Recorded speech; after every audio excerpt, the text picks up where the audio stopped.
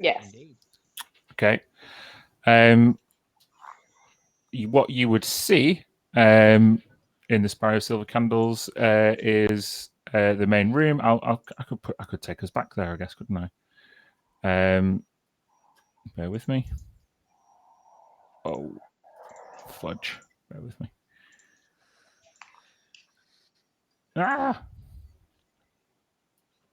There we go. I see Lucian. Yeah, Lucian wouldn't be there. Neither would Frederick. Or Nemesis. Or Nemesis.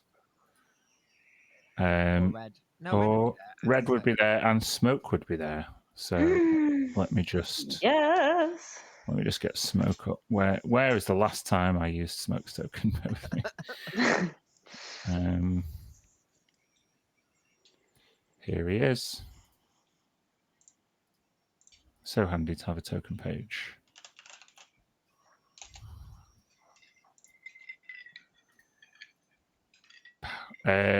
So yeah, adjust your tokens if you want.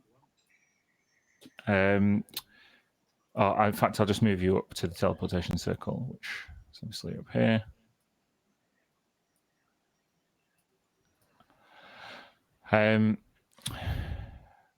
Yeah, so you would arrive at the Spire of Silver Candles in an instant, moving from the depths of this settlement war's ruin with a proxy blood war on the material plane raging, but meters from you. You chose, having routed the gnolls and reached some kind of silent understanding with Arkan the Cruel, having seemingly worked alongside Nemesis. Definitely would have gained you a little bit of trust in the devil's side. But you decided, or Nemesis decided, that the time was then to part ways as you guys made your escape. Under the guise of one of Smoke's new allies, Jagged Tooth. Sorry, under the guidance of one of Smoke's new allies, Jagged Tooth, the Tabaxi set off on their journey back towards Silver Crest, with the objective of basically being the cleanup crew. You guys all zap back through Mir's teleportation circle and appear, not for the first time, in the Spire of Silver Candles. The Spire of Silver Candles is on a bit of a war footing. Only assistants seemingly trying their best to pick out the most useful and effective scripture from the Spire. We're talking healing spells, protection spells, all that kind of stuff are being hurriedly copied and transcribed for use within the city walls. You don't see any sign of Frederick or any senior member of the Spire, though. So we will pick up just as you fade into existence. Smoke, Red, Mir, Gallon, and Jacob. I don't think I'm going to get used to that. Frederick? And I'll go up to someone and say, excuse me, is he here? Shamselvuk comes up to you. Shamselvuk. Yes. Miss Mir. Everybody. I do hope your appearance here isn't a sign of an impending retreat. No, we think we have killed Calaxeros.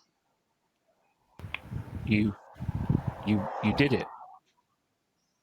Yeah. You stopped the invasion? Routed his army. Yeah, but we need to know what's going on at the city walls.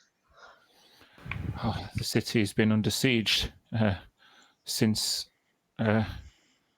yesterday morning. So yeah, you probably arrive back like just as dawn is breaking. Oh goodness, getting all kinds of noise. I don't know what that is. Yeah, just the city's been under siege for a day. The final attack was seemingly repelled at the main gates by Lucian's army. There have been some other battles since yesterday morning. I think it's better if you go and see for yourself. Very well. Where should we go? There is a viewing platform at the top of one of the spires, and she just points the way. Galen will climb from underneath the desk and just say, Why is there a desk in the teleportation circle? Like, what is the point of that? Because scratching it's his dramatic. Yeah, but I appeared underneath it. It's a horrible idea. Well, it's still the bottom of the desk is still above your head height. Don't worry about it. Come on, though. Let's go up. Hide Let's go and this. see. Yeah, let's go and have a look. Shamselvik points the way to a small door off one of the main rooms. It leads you down a very narrow corridor and then a circular staircase that goes up probably about 90 more feet. So is Mia going first or? Sure. Okay. You after a very narrow. I mean, I'm sure we've all been up a castle at some point, but you know how kind of tight and claustrophobic it can be. You get to the top of this viewing platform, and you can just about see 360 around Silver Crest, and you can see only very small pockets of kind of battle scarring. You know, there's just the odd Sea Devil platoon being finished off either by robots, roving tabaxi, or Knights of Mystical Fire. Yeah, the levels of coordination between all the various different factions is quite impressive. However, the make a perception check. Let's see what else you notice. Who? Okay. Me. Yeah, Mir and whoever was behind her. Probably Jacob.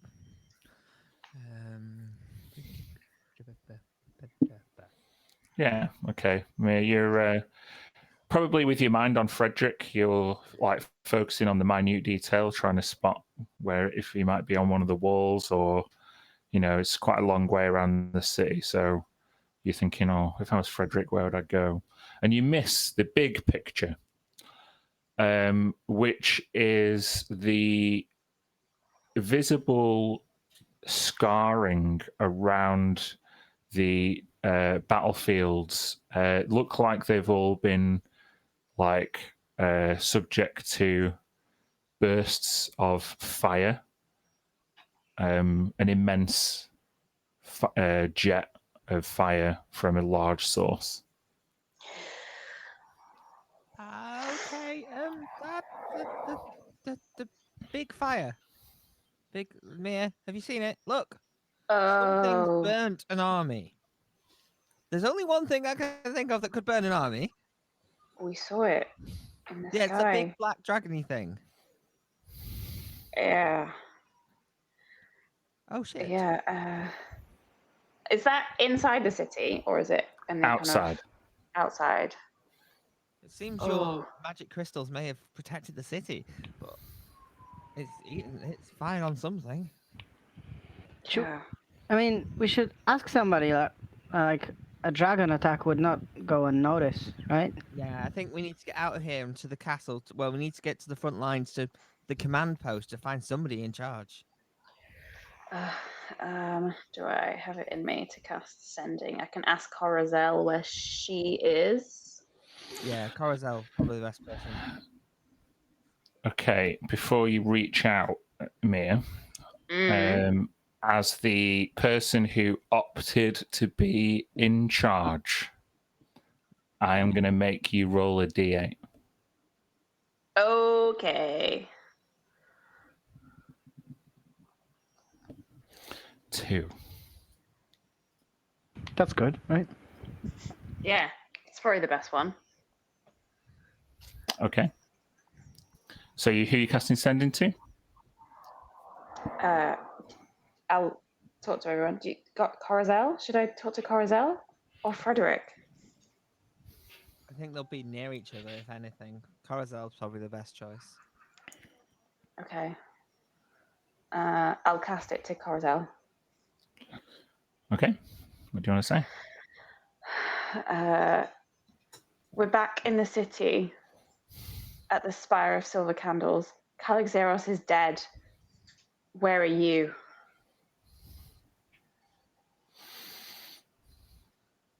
Some time goes by. A bit more time than you would expect. Maybe a minute or so. And then you just hear, we did it. We did it. We did it. Ring the bells. Meet at the castle. Today is Freedom Day. Did you not tell her she's got a limit of words on that reply? Yeah, Burn she's your got 25. masks.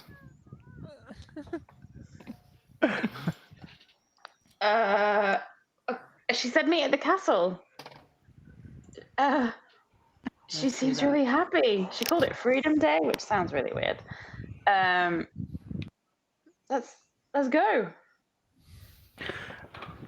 Yeah, those freedom days, they're never exactly as you would predict, you know? They always go back on them and never really the same.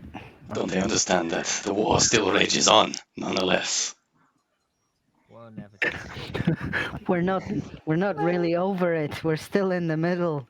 We So can't many rush people things. are ill and dying. How can it be Freedom Day? Anyway, thank you for indulging me with that. So, are you rushing out to the castle? Yeah. Strolling, we're pretty, tired. Mm-hmm. So, Okay. I'm not running. Okay.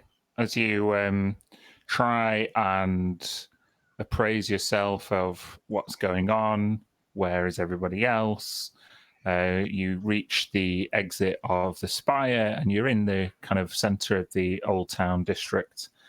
And as the main doors open, seemingly word has gotten around to some important people, magically or otherwise, and you just hear the bells of the Cathedral of Tears start to ring. It is a sounding of celebration, and people start to emerge before your eyes from their various makeshift homes and hovels, their hastily erected barricades and defensive positions. Men, women, and children with spears and handcrafted pseudo armor, and they all just kind of drop, and it takes you only a minute to realize that people are all starting to look towards you, all stood in the entrance to the spire. Ooh, They're looking at us. this is a lot of attention.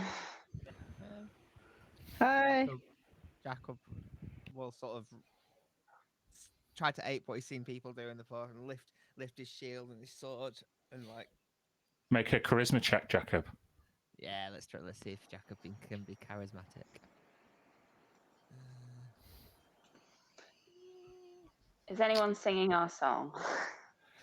Not currently, but you do get a few people drop their weapons, and you see kind of just a apprehensive round of applause starting to break out amongst the crowd. So people are glad to see you, and the sounds of war no longer ring around the streets. But it is very soon, and there's still a lot of nerves. They're going to need more confirmation that the war is over, you feel, or that the siege is over. I don't know whether I want to be encouraging this when we don't know what's up there, you know? Say this very quietly to people. With Calixeros is dead, and for the moment at least, I think that they need this. So just tell them, or I will. Do it. And Galen, without even a moment's hesitation, will find a stool, a table, or whatever, and jump on it. And he will start basically saying, Listen to me, everybody. Calixeros, the leader of the army that was trying to kill all of you, he is dead. He's been vanquished by our hand. And now we are victorious. I'd like you to make a charisma check, please, Galen.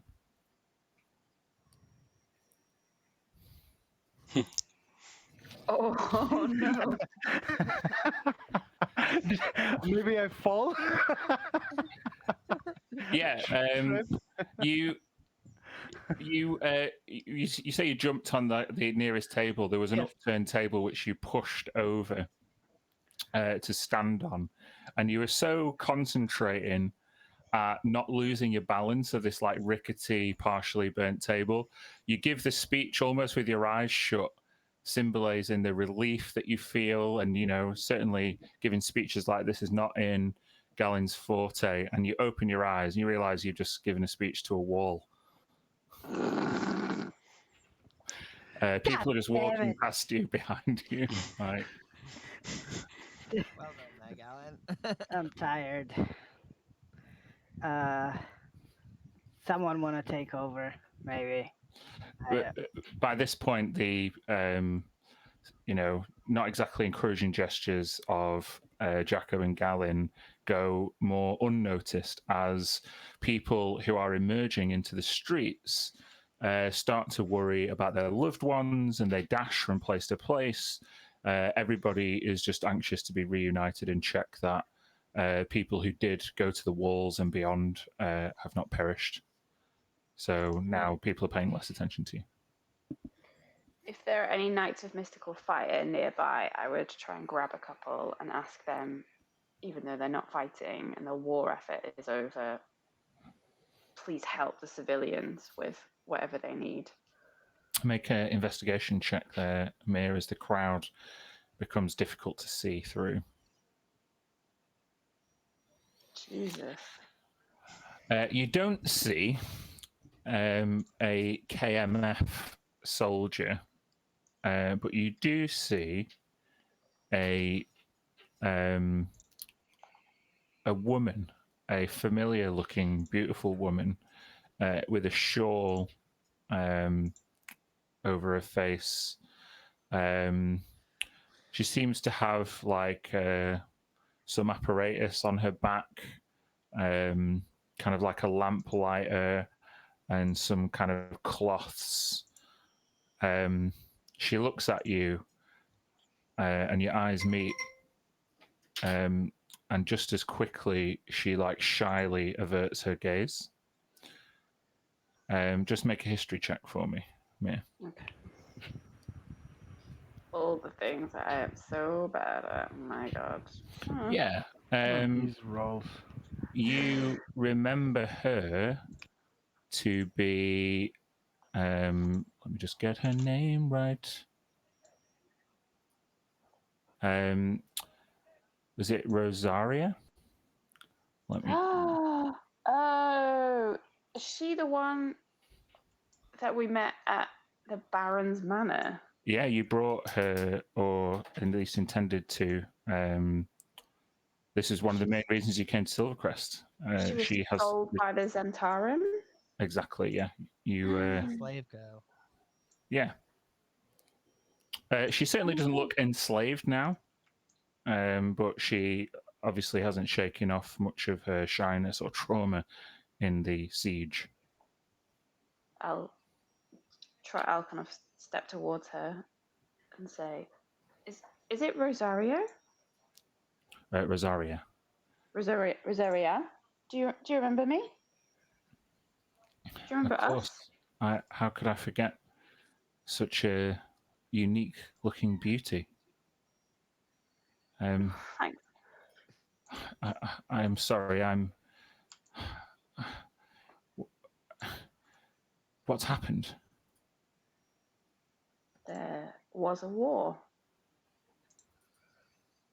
Yes, I'm but I aware. hope it's. But we think it's over now.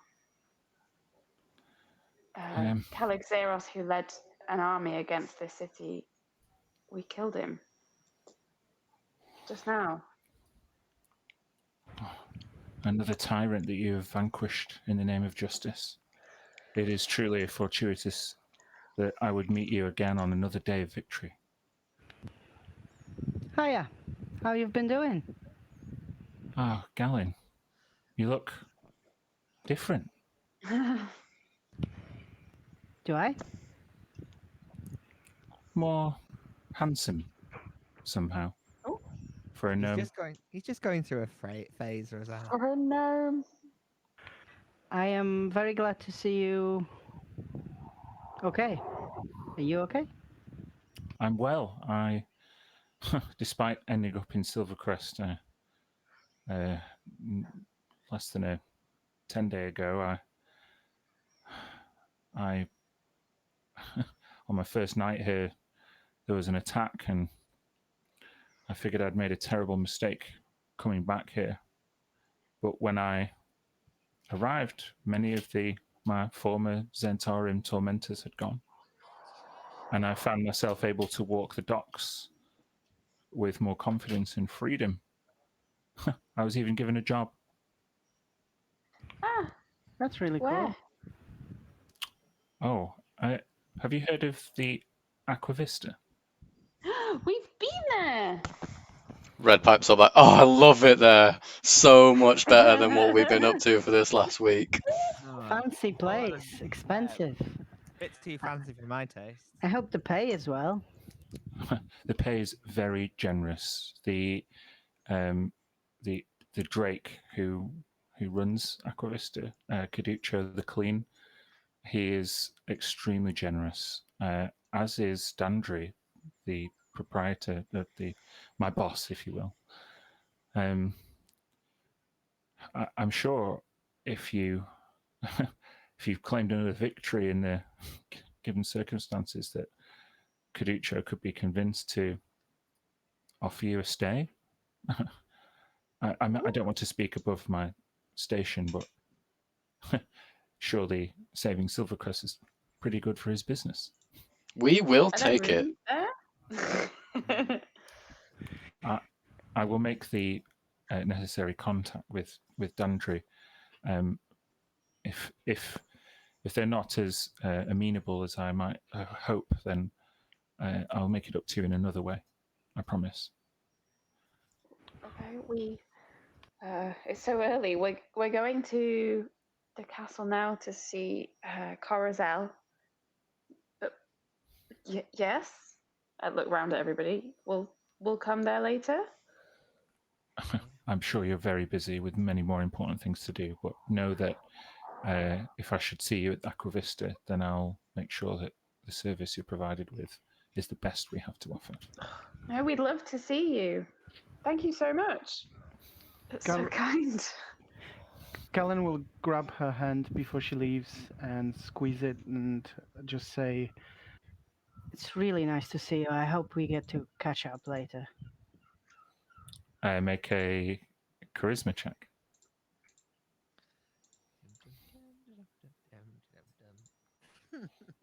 She God. It's not going well. she like gives you like an awkward like Gallon, and she just kind of pats you on the head like awkwardly. It's really great to see you too. And she like unscrews her like lamplighter. You can see that even though the Aquavista pays well, the business hasn't been that great. And she explains quite embarrassingly that she just lumped in with the Guild of Lamplighters to make sure that Silvercrest was safe, like make sure that no lights were left on and draw unnecessary attention, just while the war effort was kind of taking top priority. It's like, I don't think I'll have to do this anymore.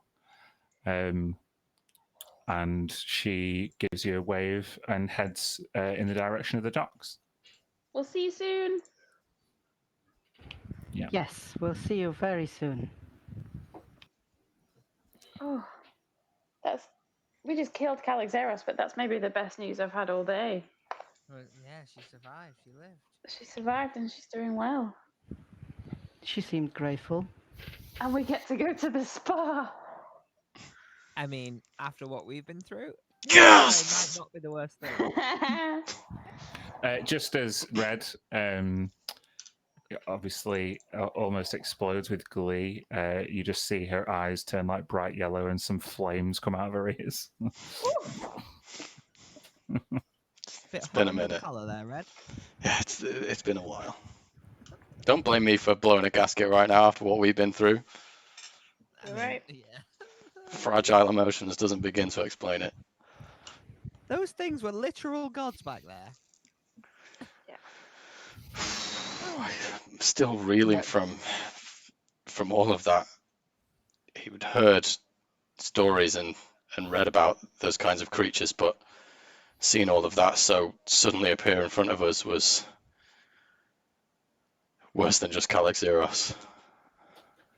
Oh, I've heard yeah. talk of the ult of gods and seen the effects of Mystra at hand thanks to Mia, but Yeah, we could have taken them on our giant own. gnoll creature, and then the group that Nemesis joined that came out from hell, the Lords of Hell. I don't know. It's too big for me. I saw that great gnoll beast from across the battlefield. That is the one they call Yinago, yes. Inogu, right? That's right. I don't know. You guys, I just say this: the bigger they are,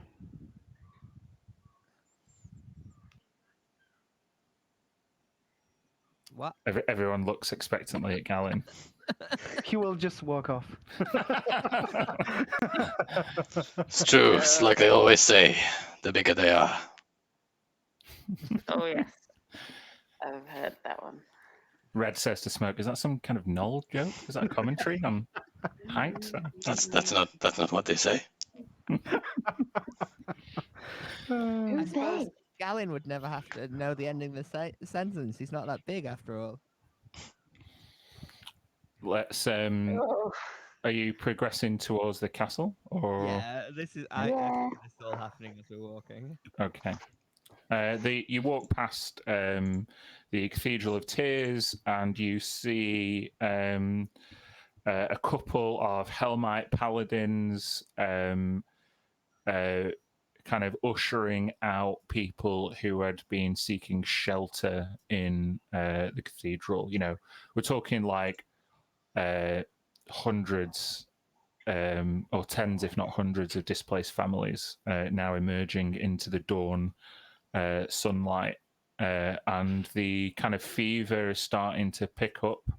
The more enthusiastic and elated members of the public are just darting between groups. Calixeros is dead. It's Freedom Day. Calixeros is dead. Freedom Day is here. And everything's starting to get whipped up into a bit of a frenzy as you walk around the corner and across the square to the castle. Castle Broadgrove stands, in a defensive position. A lot of there's a lot of like barricades that have been erected outside the kind of inner entrance, and you can see stations of archers and other city guard in each of the battlements. They're just now taking their helmets off, and you see like two guard gentlemen in the one of the highest battlements just embrace each other. And as you approach the main gates, you hear lots of different unlocking and debarricading, and then when the doors swing open,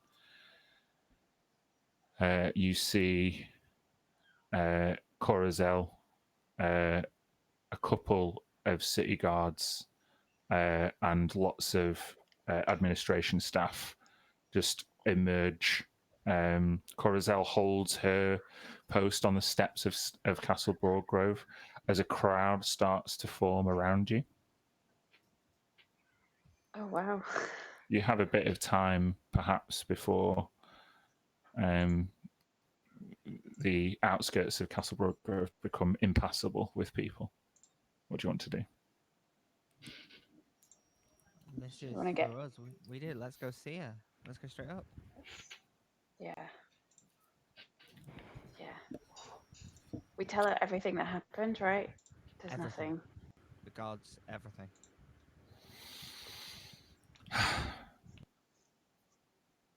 Welcome back, my courageous friends. I can barely believe we're stood here now in these circumstances. Our tormentor slain and the siege over.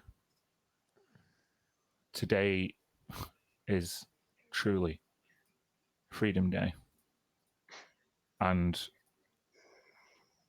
we must address the city's priorities. Amongst them are tending to the wounded and the dead, repairing the structures that have protected us this far. No thanks to you, I might add, Mir. But also, it's a day of celebration and to recognize heroes like you who have put all before them to one side in the name of defending this great city. Oh, stop it. It's not just us. Your traditional, your ancient enemy, the Tabaxi, have helped fight this challenge. Have joined in, and all the people of the Isles can celebrate because they have banded together against an invader from another world.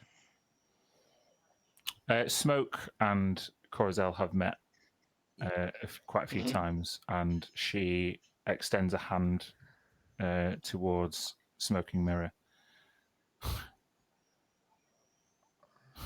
Let it be known that my doubts about relying on the Tabaxi peoples against this infernal threats were allayed last night when I witnessed firsthand the tactical wit and expert deployment of your people in defense of people they had no business defending.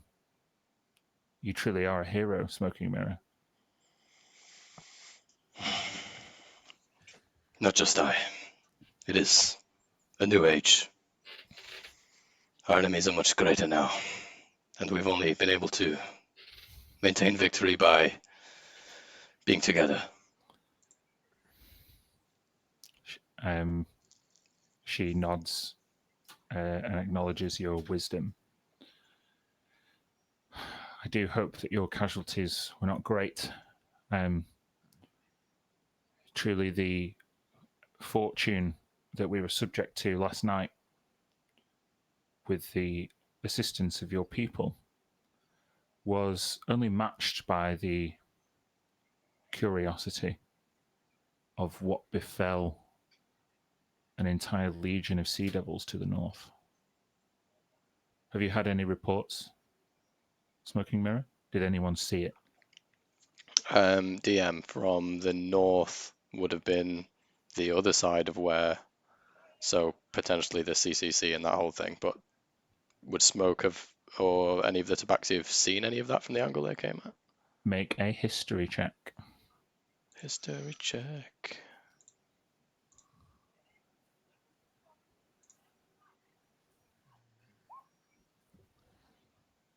One of the very few spellcasters in one of the clans sent you a message as they claim to see a giant flying lizard. That's how they described it. It was second-hand information that was brought to my attention, but yes. Seems that possibly a flying beast was responsible for the deaths of our enemies up north. Of what allegiance it lies, we are unsure. We've seen something a few times now. When we were at Stormcradle some weeks ago, me and Smoke saw something dark against the horizon, a flying lizard of some sort. And Mia, you saw something again yesterday, did you not? Just a shadow in the sky. Nemesis. Oh, Nemesis isn't here. Nemesis Nope. saw it too. Something huge, something that I think could only be a dragon. And when you utter the words "a dragon," some gasps from the administration staff and the city watch erupt, and they clutch their weapons and look around. No one saw it here? The attack that decimated the force to the north came in the pitch black night. If it is a dragon, then it is adept at concealing itself against the night sky. Intelligent beasts, not wishing to reveal its position so it could stalk its prey with advantage. Wait, did it attack the Sea Devils or our army? There were losses on both sides, but the majority of the casualties seem to be, thankfully, on the side of the Sea Devils. Maybe it's on our side. I think the only side a dragon would ever be on would be its own. Anyway, we should stay alert. If today is to be Freedom Day after all, we could all do without bathing in dragon fire tonight. And she shouts up like, Calixeros is dead, but the threat may not be over. Keep double watch as before on each of the battlements. Focus your attention to the north. And maybe let's keep the people, they don't really need to know this, not today. I agree. I didn't have you pegged for a diplomat, Galen. Oh, panic and screaming in the streets and all that. It's boring now, isn't it? Screaming in the streets is a luxury not afforded to the dead, Galen. True. Corazel, how is your mark from the lightning? And she gives you like a head tilt as if she doesn't really know, and then she puts a hand to it.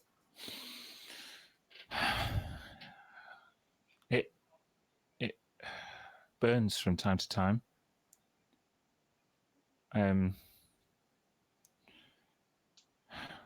I don't know how to describe it. Perhaps we could talk about this later? Of course. Please, I do wish to seek your counsel on these kinds of things.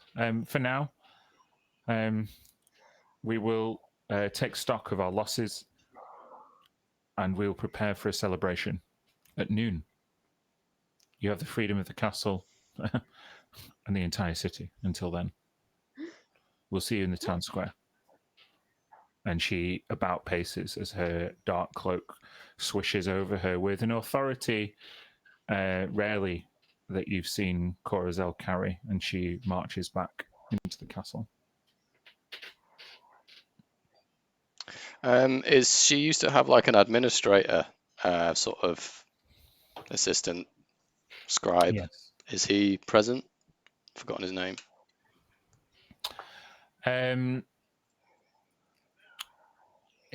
I have forgotten his name also. There's so many people in my notes. But there are administration staff there. Is it him specifically that you wanted? Just because he seems to be the one that's close to Corazel. Smoke would just ask that we take down scripture of all of the characters, all of the warriors and etc. that we saw during the battle, just before everyone kind of disappeared, and ought to sort of like try and, well, it's fresh in everyone's memories, get it written down and get that tome kind of stocked away of who was who during that battle before the devils and demons subsided. This administrator, who I've got in my notes as Garrard, he's a tall human in his later years, seemingly with some magical prowess.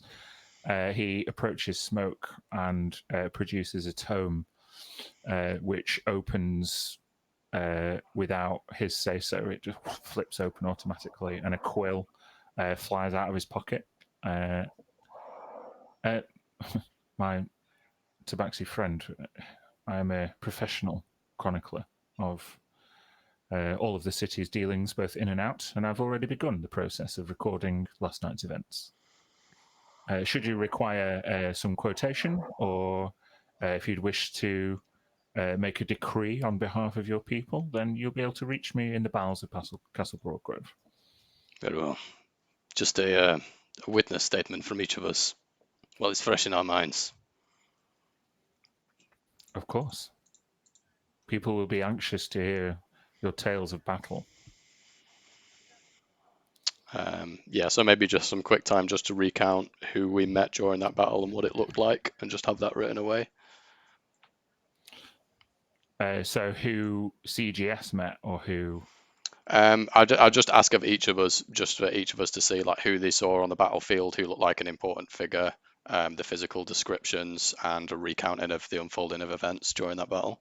So is it that you desperately want the city to know about Arcan, Nemesis? No, I'll specifically ask that it's kept for the eyes of myself and CGS and Corazel only.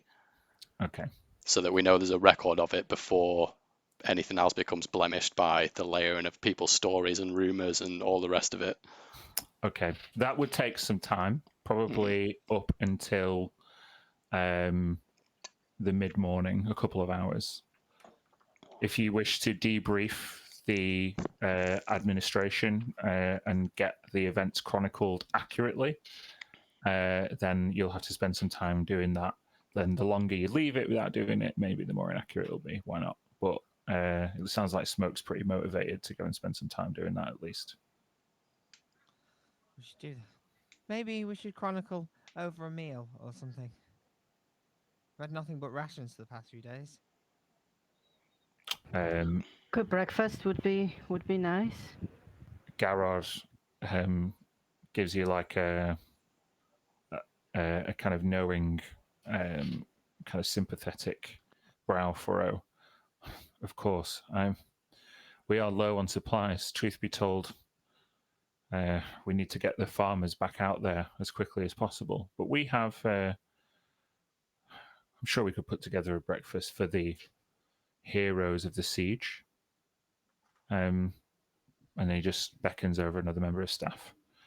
We'll take you inside to the feasting hall. There'll be a fair few people joining us, but maybe we can chronicle and unwind and prepare for a day of celebration in your names ahead. Everyone who stood against the Sea Devils is a hero, so yes. More than Right you are. So with that, a load of different people get drawn into the feasting hall. Not only yourselves, a couple of KMF knights. You see over the course of an hour or two, various other people traipse in. Cladvic and Geordie of the KMF come in. Mimmin Hope Staff of the Spire, alongside Frederick also come in.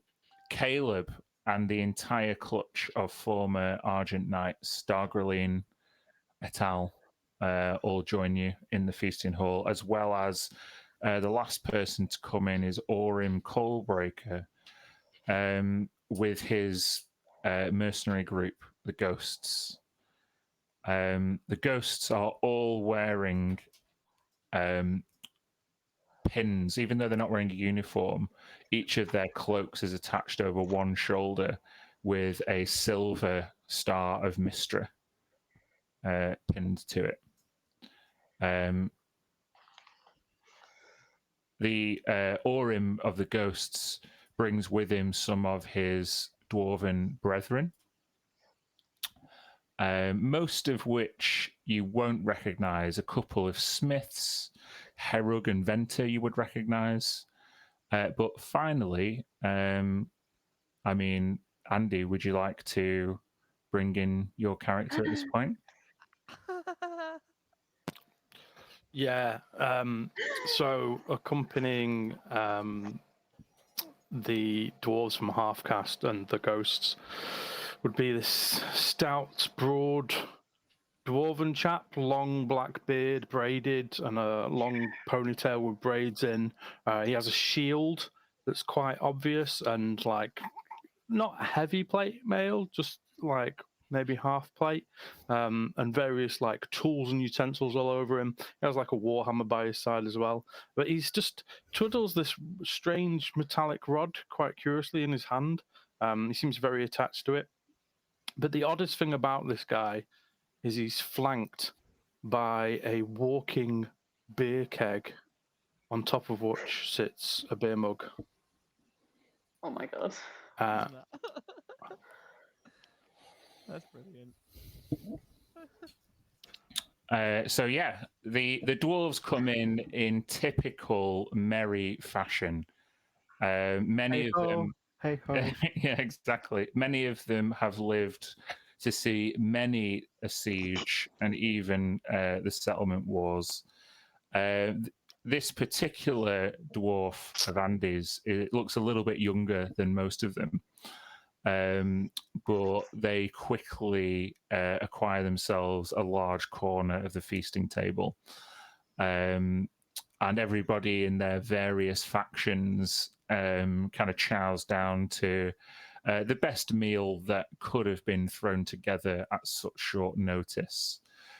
Garrard seats Corazel at the head of the table, and you, CGS, are reserved the seats to her immediate left and right. And as you walk in, Herug, Venter, Sprinks, Cladvic, Geordie, one by one, start standing and clapping to welcome you into the feasting hall. And by the time you get halfway in, everybody is just clapping and raising a glass to you. Oh, I think Mia cries a little bit. Yeah. Jacob's in shock. He never expected this.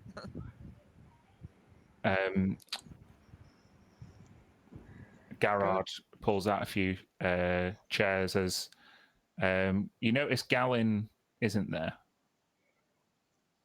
Oh, You just walked in, turned a corner, you're in the feasting hall, and Gallen's not there. did anyone see him go?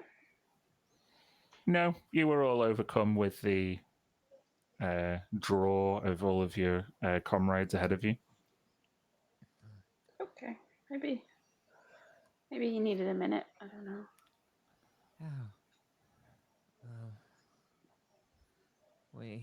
I think, Mayor, do you think you should say something to all these people?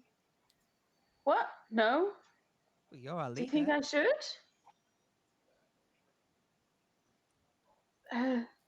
Spying your nerves and your hesitation, a walking beer barrel comes up to you and just plonks itself down next to you.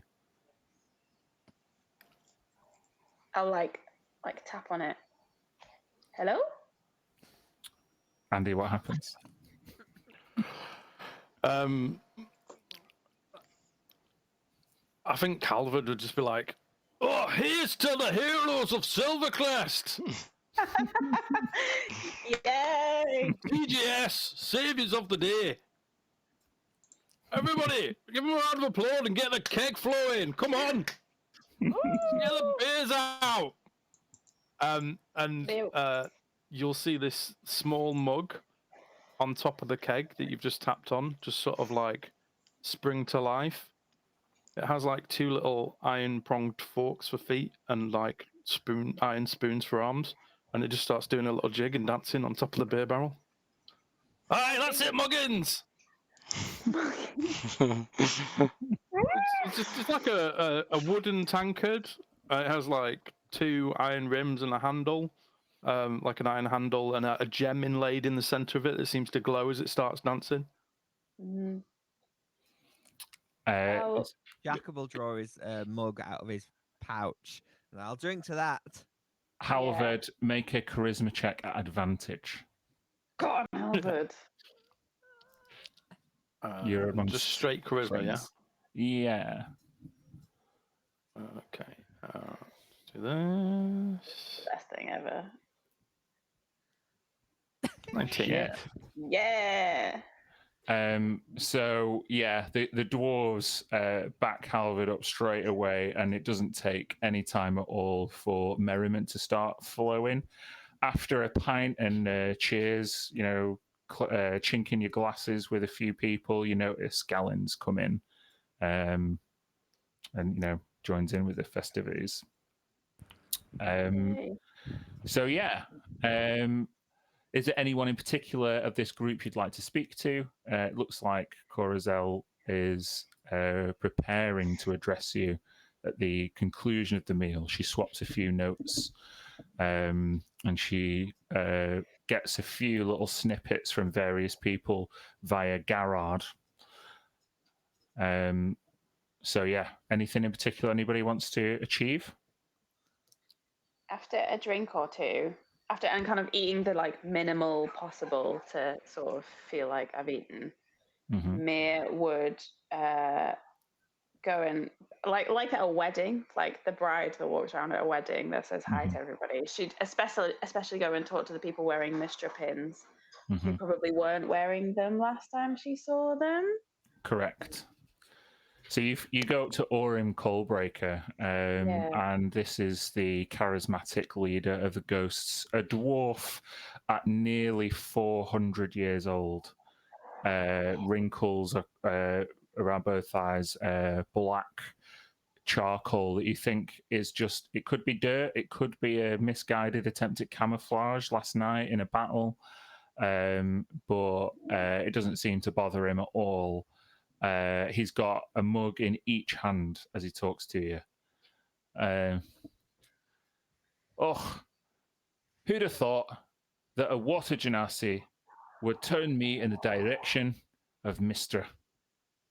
You just never know what's going to happen these days. And he chinks his own glasses and downs both of them. I'll sort of cheers him in the middle as well and drink mine. I'm so happy to see you, Orim. Aye. Although I'll tell you what, I could use a day at that spa again after this. We've been hanging out there quite a lot. Yinx's scales have gone soft, you know. And she, like, the red dragonborn just turns around and, like, you know, lets out a puff of scalding fire in his direction. He starts to kind of, like, polish his silver star. And he takes it off the table. Now, you must know that given the history of a lot of the ghosts, we are very particular about who we dedicate ourselves to. And we've seen enough wars between us that your show of magic and the defense of the city walls really got some of us carried away. I swear you've got a couple of true believers amongst us. But this was just as symbolic as it was kind of real. And we wouldn't want to overstep our boundary and take on the title of Knights of Mystical Fire unless you would permit it. And he lays his silver star in front of you. And then as they do that, all the other ghosts take theirs off. And you suddenly have a pile of silver stars in front of you. Good time for a break. Yeah, sure. We'll give it a break there. I'll see you in 15. This is already an amazing.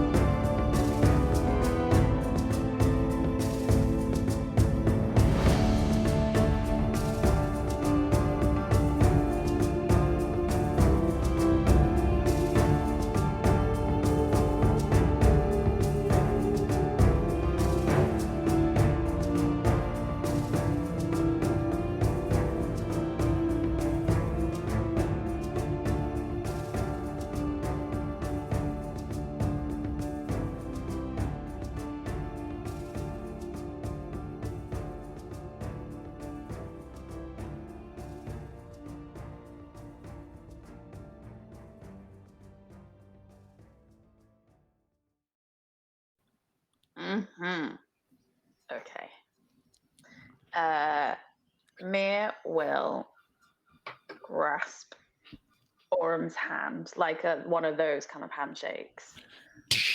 Lion's grip. Yeah, no, but like one hand around, like two hands Oh, around. okay. one of Very his caring hands. and attentive handshake. Yeah. Yeah, that. hmm And say, Orm, we would be honored to have you and your friends, the ghosts, on the Night of Mystical Fire. If I can return these badges to you in front of a crowd of people honoring you as such, it would be my pleasure. I'm not. The dice don't need to play part in everything, because there's no way with the such sincere acknowledgement, Orim would start to blush, and a few of his ghost pals would put their hands on his shoulders, and they'd all start to look and acknowledge. Do you know? After being a mercenary and really being without a cause for so long, well, for some of us anyway, we almost started to forget what it's like to be a hero. And it looks as if we're in the presence of heroes today. And then Orim pipes up his tankard. To Mistra, the magical lady, and her knights of mystical fire. And the KMF contingent who were there and everybody else, cheers and start drinking. Yeah, they would be more than happy to. Right. Yeah. Anything else anybody wants to do at this meal? No, Galen will just eat it. Like he's very very hungry and tired, so he's just gonna be quietly eating. Jacob, if he sees it, when he sees Galen's over, he'll go, Galen, you all right? You disappeared back then. Everything okay? Yeah. Just needed, quiet moment and whatever. Yeah. It It's was almost been. overwhelming when we came in, Galen. They all stood and cheered at us and clapped. Yeah, they honestly don't. They can't really comprehend what it is that we've done for them, can they? They're not capable of it. I don't think we comprehend it either, really. I think if they knew, they'd just be cowering under the tables, really. As Can I you hear say this? that, Galen. Yeah, I'll give you a sec. As you say, carrying under the tables, Jacob, you would notice a dark tentacle just come up from under the table near where Galen is, and just grab like a morsel of bread and cheese and drag it under. Oh, you've got Amos, but still with you then. Oh yeah, I didn't even know it could eat, but hey. Yeah, you did. He ate that abyssal chicken. Yeah, I thought that was more fun and games rather than, food, but... Your familiar is weird, Galen. Oh well, what are you gonna do? Halvard, this unusually somber conversation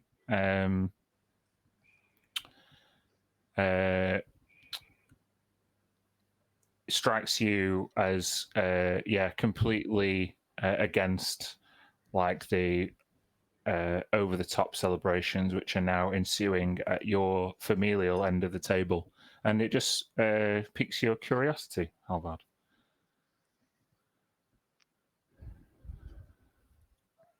Holding on. Oh, no, I'm You said saying you hold on. did. Oh, yeah. So no, I'm just giving you like you will have heard Jacob and Galen. Oh.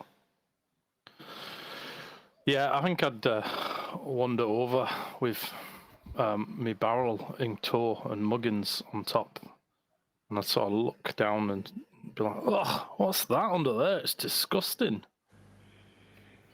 Well, it's no accounting for taste, is it? It's I mean, Galen, I'm your friend, but he's got a point. It is rather disgusting.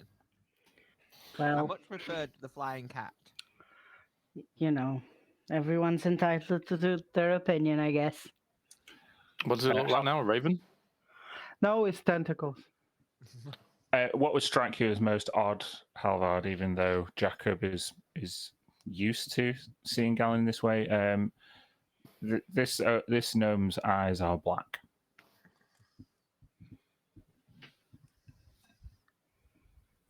Are your eyes always that colour?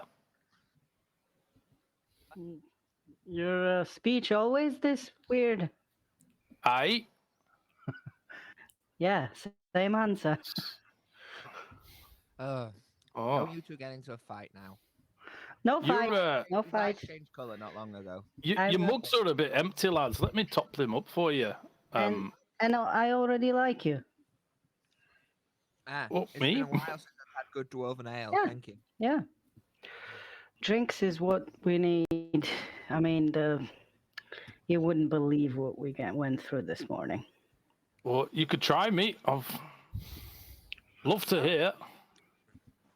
So, we decided to attack Calixeros at his base, and he saw it straight through our attempt to get in there.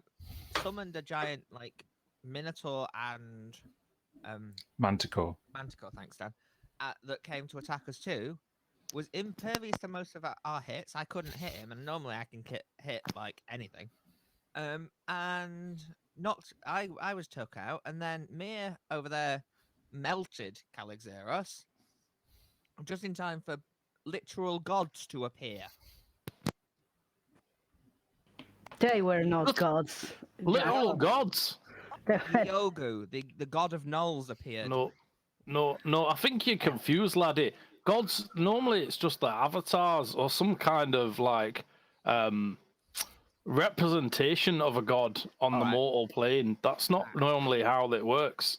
that was an aspect. I think if a full on demon from the abyss had appeared in front of you all, you wouldn't be here to talk about it. No offense. I mean, you all look quite capable. I mean, heroes and all of that. It's quite impressive.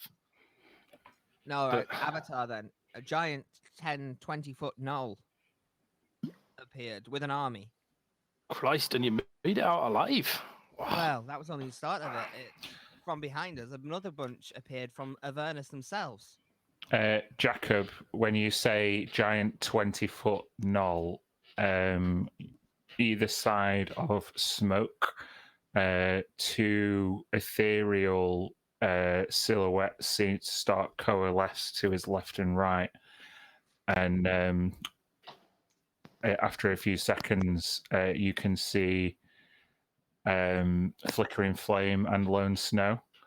And Lone Snow clutching the... Oh, and he's gone. Clutching the pearl necklace. Lone Snow said, "Did somebody say null?" He did. Look, he suddenly went all quiet and shy, you know what I mean? How are you, Lone Snow? It's been a while. It has. I'm sorry we had to leave under such cover of night without much word from the sleepy cello that evening. Perhaps my friend here, Flickering Flame, can enlighten you as to the details. And with that, Flickering Flame goes on and he grabs Smoke and Enjoy your Snow. food. You what? Oh, sorry, I was talking to Lily. Sorry. He pulls in his Tabaxi comrades and he goes on to tell you the adventures of Smoking Mirror and the two other Tabaxis and their adventure through Snaketail Jungle. They have a big fight with a grey render whose offspring stalked them through the thick bush. Smoke's speech atop Tiger's watch and the political maneuverings of the clans in response to what he had to say, until the eventual return of the 5 clans to the battlefield. I won't go into much more details than that because we are going to play through Smoke's adventure very soon as Smoke and his Tabaxi companions.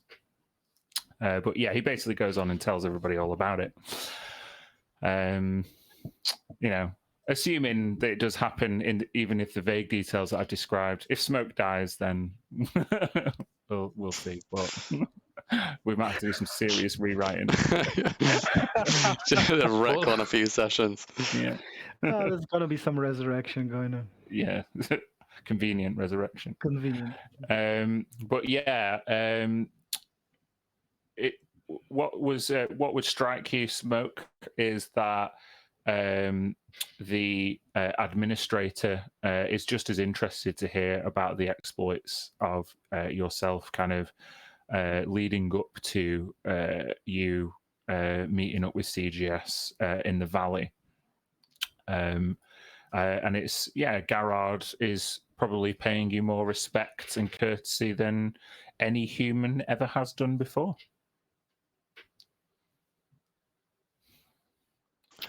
Yeah, I'd be very appreciative of it. I think, though, through the entire sort of dinner and everything like that, that Smoke would kind of be the one with a sort of stern and bit of a morose disposition.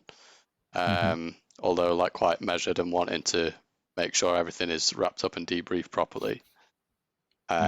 Whereas Red is just like going all in on all the food, all the drinks, getting the wine, getting the ale. Then, as one of the more indulgent members of the table,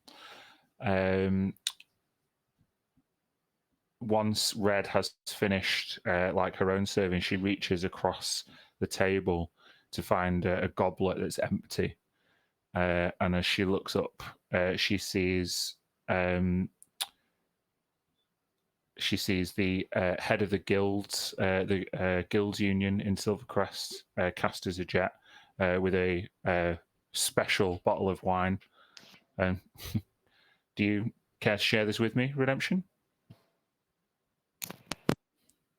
Oh, you're muted there, dude, I think. Oh, sorry.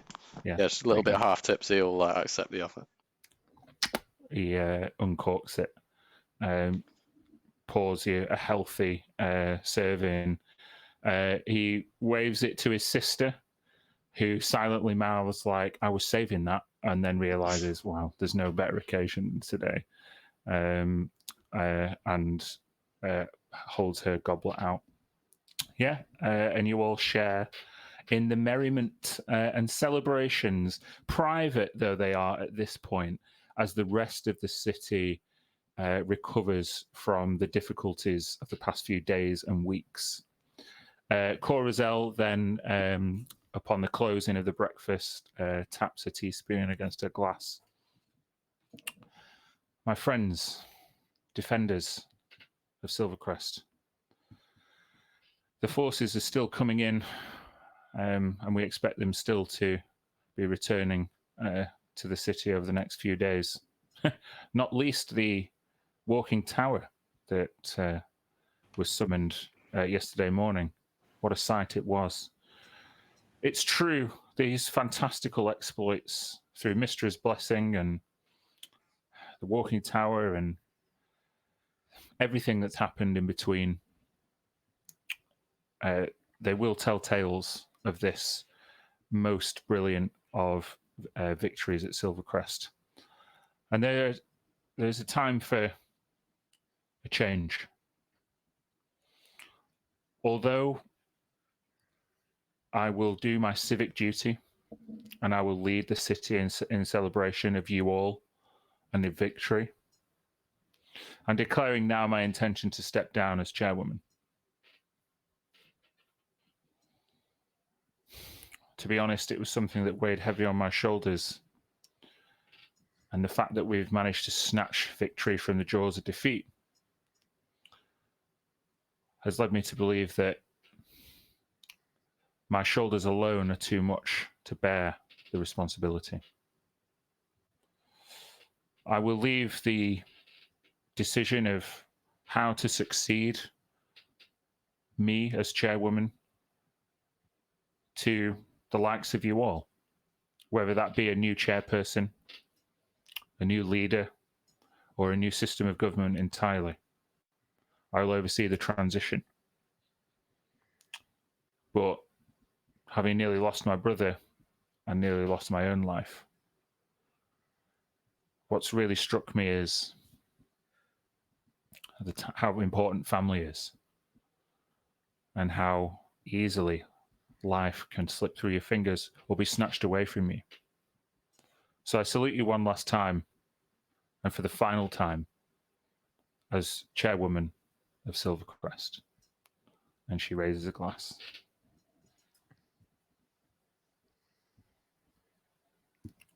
Okay. Everybody else acknowledges, and she takes her leave. And then Garrard pipes up. Yes. Oh goodness. You can't just.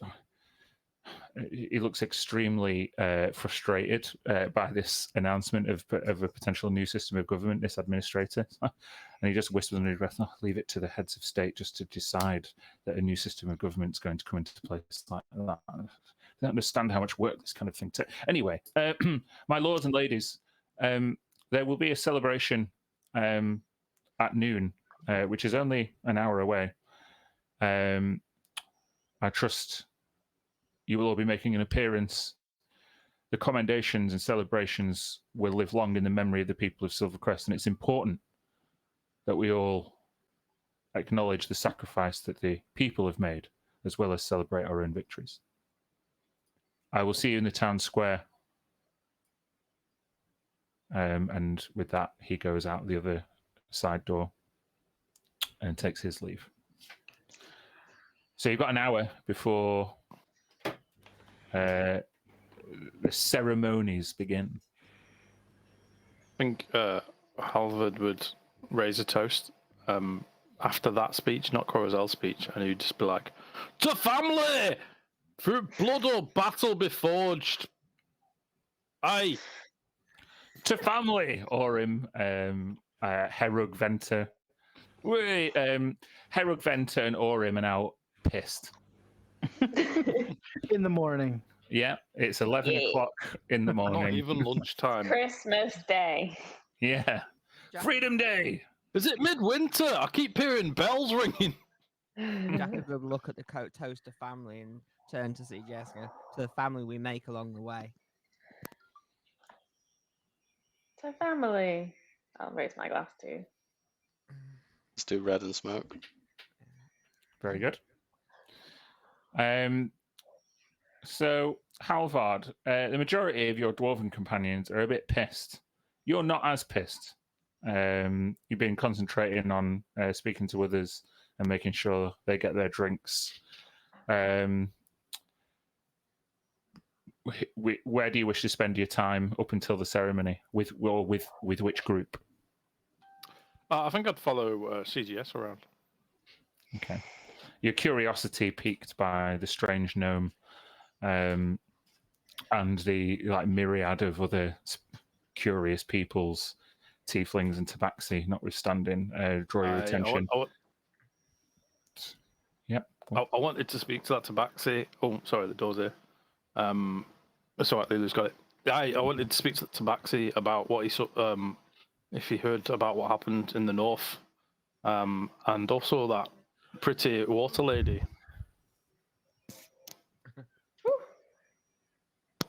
Okay. Yeah. You see Smoke looking stoic. He'd be the most approachable at this point.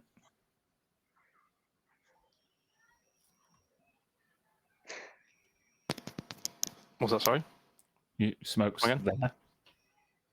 What? Smoke? I don't know what you called Smoke. Oh, cat fella. Smoking mirror. Good to meet you, friend. Halvard Iron Tinker. Alfred. Iron Tinker? All that talk of clan, it sounded just like home, clan politics and things. It's not really for me. But anyway, did you know what happened to the army in the north? We didn't fight on that side of the battle, but there was reports that a great flying beast soared across the sky and decimated mostly the sea devils on that side. Oh, okay. A flying beast. I thought it might have been that tower. Did you see that thing? Would Smoke have actually seen the tower since it went towards the valley? Nope. He has no idea what you're on I about. don't even know about the book. No. Are the rest Tower. of us in earshot? You weren't here for any of this. Are we still all in earshot? Potentially. I don't know where you sat. Yeah. Yeah. Is Jacob going to blab about everything that's happened to No. people he's just met? Never happens No. usually. No. Yeah. No. Did you get- The tower. We saw a tower. There was a tower. It rained death upon the sea devils. Aye, I thought it's a very curious construct. I'd definitely like to learn more about it, if you don't mind. I believe it fell not far from here. It got a bit stuck, is what I heard. No, it's coming back. I'll be here. Probably in the morning. If I keep concentrating on pulling it back.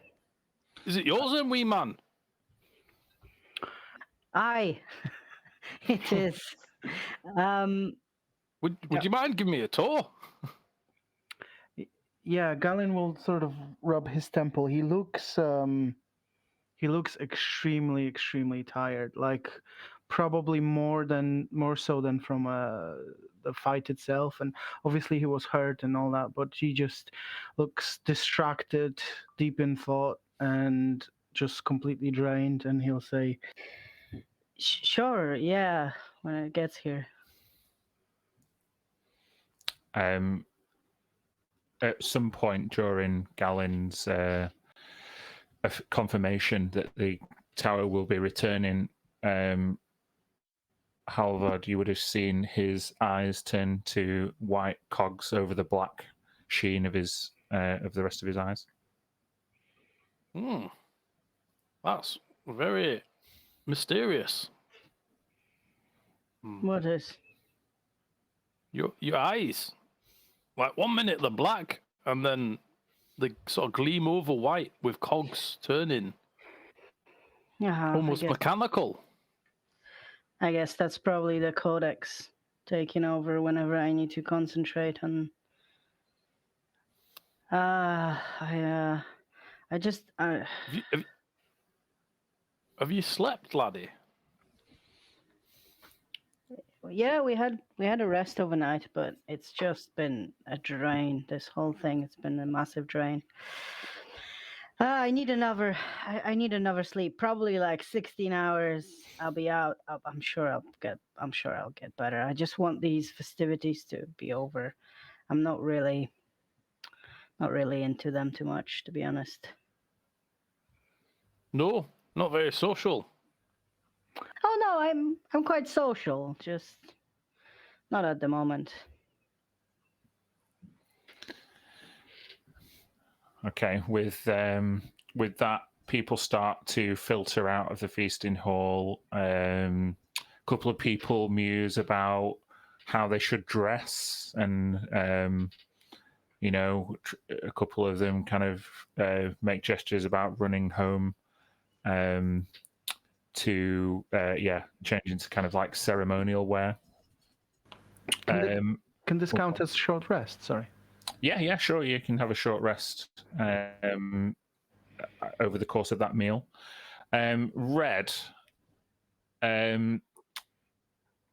Yinks, the red dragonborn ghost, would come up to you. She's got a bit more constitution than most, and so she wouldn't be, inebriated really in the way that most of her companions would be. But she is a stylish, scaly lady. Very well kept armor and fine weapons. Exotic is how I would describe Yinks. She has kind of like earrings, kind of like sharp, stunted, kind of reptilian ears that you can barely make out of the scales. Really sharp, eyes with that kind of almost feline pupil down the middle, and this kind of elegant long snout.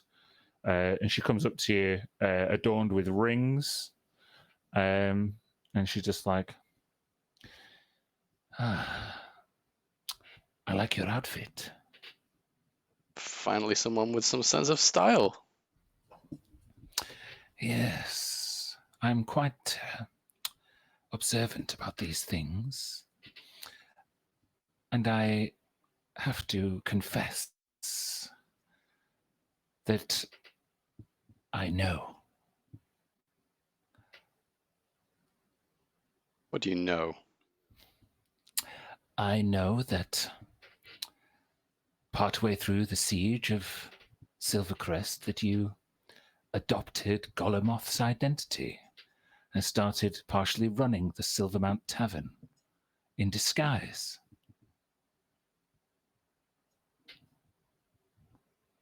Just doesn't respond for a minute.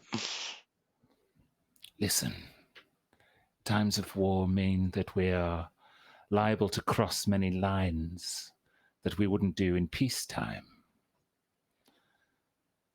I just want to know that he's okay. He's fine.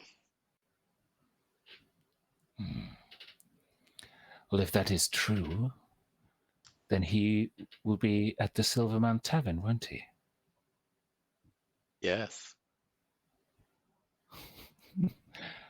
Make just a straight persuasion or charisma check. I don't mind which.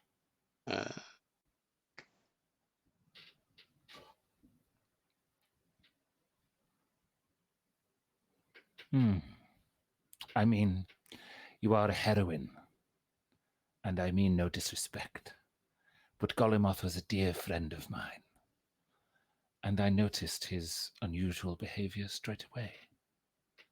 I didn't question you about it because he seemed to disappear, but I've been on his tail, and that trail has led me to you. I'm just glad it wasn't anyone more nefarious. Sometimes people need to disappear. Tends to lend a lot more use than sticking around in a lot of places. I know exactly what you mean. And she you realize she's been flicking a dagger between her fingers, and she just slots it into her chest holster. And she gives you a little wink and heads off on her way.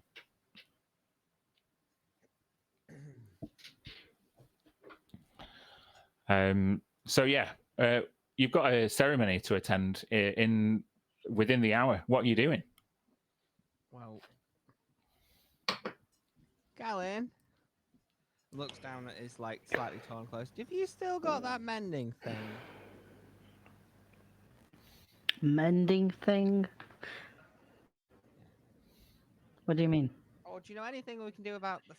Right, we're going to a ceremony and we look like we've just fought a battle. Literally. Yeah, I mean, any ideas? that's a good look for heroes, isn't it? I guess. I don't know. We've all got our cloaks as well and our badges. Do we all wear them? Yeah, wrap yourself in the cloak, make it, a nice color, whatever. Excuse me for butting in. Sorry, Muggins. Sort this scruffy elf out. Pointy ears here with his ripped, bloody torn clothes. And this mug starts climbing up over you, and just stitching where you've got slashes and cuts across your uniform or clothes. Yeah, Just starts fixing them for you. Greatcoat on over his arm. What the hell is that? Oh my word! This is amazing. Thank It's you. Muggins. See, a familiar who's useful, Galen. He's not familiar. Oh, what is he? It's beer mug. Did you make him? How'd you do that? I think Amaris would come behind Jacob and wrap himself around with them. It does take a minute to cast mending, but it can be flying around and fixing the cloak This is it. The strangest thing about this is your cloak is now being tailored and tended to, Jacko, by a flying beer mug. Yeah. He seems to be sewing things together with little knife and fork hands. What's your name? Halvard. Halvard? I'm Mia. Did you make that mug? Aye. Well, I brought it to life, yeah. Sort of like a simulation of life. It's not really alive, but you don't tell muggins that. Is it a What kind construct? of magic is that? Well, Tinkerer magic. I don't know that. Dwarf Something- stuff. You know. Oh yeah, dwarf stuff. It's Huh? very cool. Jacob's feeling better in himself now. He doesn't look like a bedraggled street rat. I can't fix your pointy ears, I'm afraid, but you're a little bit less scruffy now. Have we met you before, Halvard? Have you been around this whole? Did you fight? Aye. I was on the wars. I was in the Hearthcast. I was helping out where I could. Thank you. Lending aid. Oh, thank you. Sorry, what's the name, Missy? Mia. Oh, pleased to meet you. Herog and Venter turn round, husband and wife, dwarf smiths who you've met a few times before. And they say, Halvard is just being modest. His equipment and his knowledge of weaponry is the reason that Halfcast has emerged from this siege unscathed. Is that so? Don't sell yourself short, Halvard. You're only young, Short. but you've got a long way to go. And you could be a great success. You know, even though you're not from around here, like most of us dwarves, we respect you and you will be brilliant. And they both just kind of and like stumble off. See? Family. They're your parents. No, they're just friends. Just friends. I've been around Halfcast a while, you know. The Found family, you I chose, see. the family you met on the way. Exactly. Yeah, like you guys to me. Do you have a sense of humor, Albert? What do you mean? Do you, I'll tell do you, jokes. you tell jokes? Tell me a Not right now. Tell me a dwarvish joke. No. I'm not a performing monkey. Well, I'll tell you one. What do you call a dwarf climbing down a prison wall? What was that laugh? Yeah, where that did was, that in the, laugh that come was in from? the background of the neighbours. I didn't do that. I don't know. What do you call a dwarf climbing down a prison wall? A little condescending. Oh, ha ha ha. Aye. You just hear a load of cheer. Goes like, "Hey, I've heard that one before." Oh, that made me feel better. And at this point, Jacob's like holding one hand up at Galen and one hand up near, near Halvan, going, "You're one to be making the little jokes, aren't you?"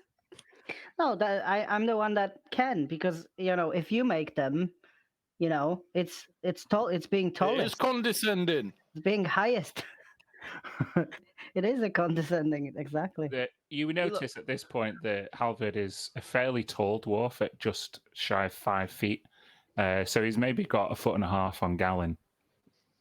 You look like a handyman to have in a fight, Halvard. That armor you're wearing, it's very well made.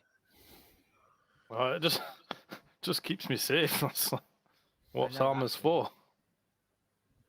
Yeah, but there's armor there's armor and then there's armor. If you know what I mean. Armor can look good as well as work. Jacob, stop recruiting, please. We just came back. There'll be time for that. Jacob shoots a glance down towards the scales that he found in that dungeon. Yes. Like, it's like, That's more what I'm doing. yeah. I can pick up what you're putting down, Gareth.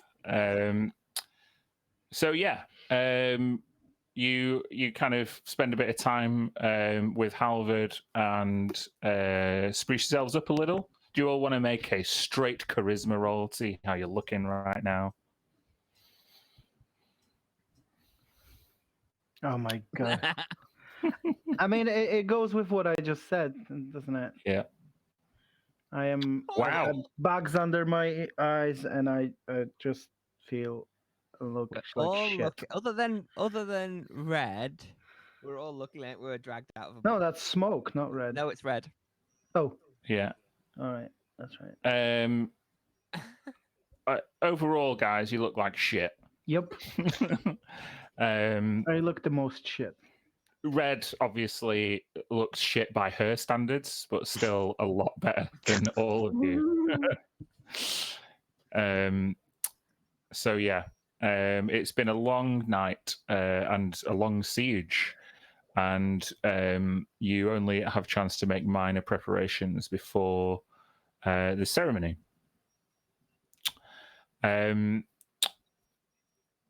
The crowds of people assembled in the town square all turn their attention towards this stage that has been partially erected with a lectern as the various administrative staff and a few town guards just make sure everything is in order. The bells have stopped ringing, though they've been ringing now, up to this point. So a good few hours of celebrations. People have already started to throw bunting across second-story windows and hang flags of Silver Crest off their balconies. And word has definitely got round that the siege is over, and it is indeed Freedom Day. It's cold this morning, even in the approaching the midday sun. It's a clear blue sky, and even people who were not stuck outside on the battlefield all night huddle together under cloaks and furs. And people are just falling all over themselves to make sure they get a view of the heroes of Silvercrest. It takes a short while, and then Caster Zajet takes the stage. You'll remember this, the appearance of this young man, dark hair, a long, dark, kind of like duster jacket, a scar over his right eye from when he was shot in the head.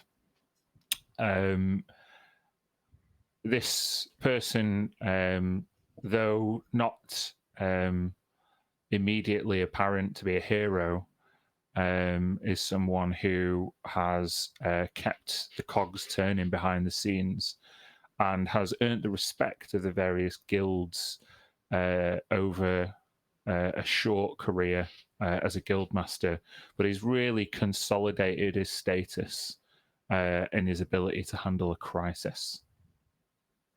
And he waves at the crowd to acknowledge them.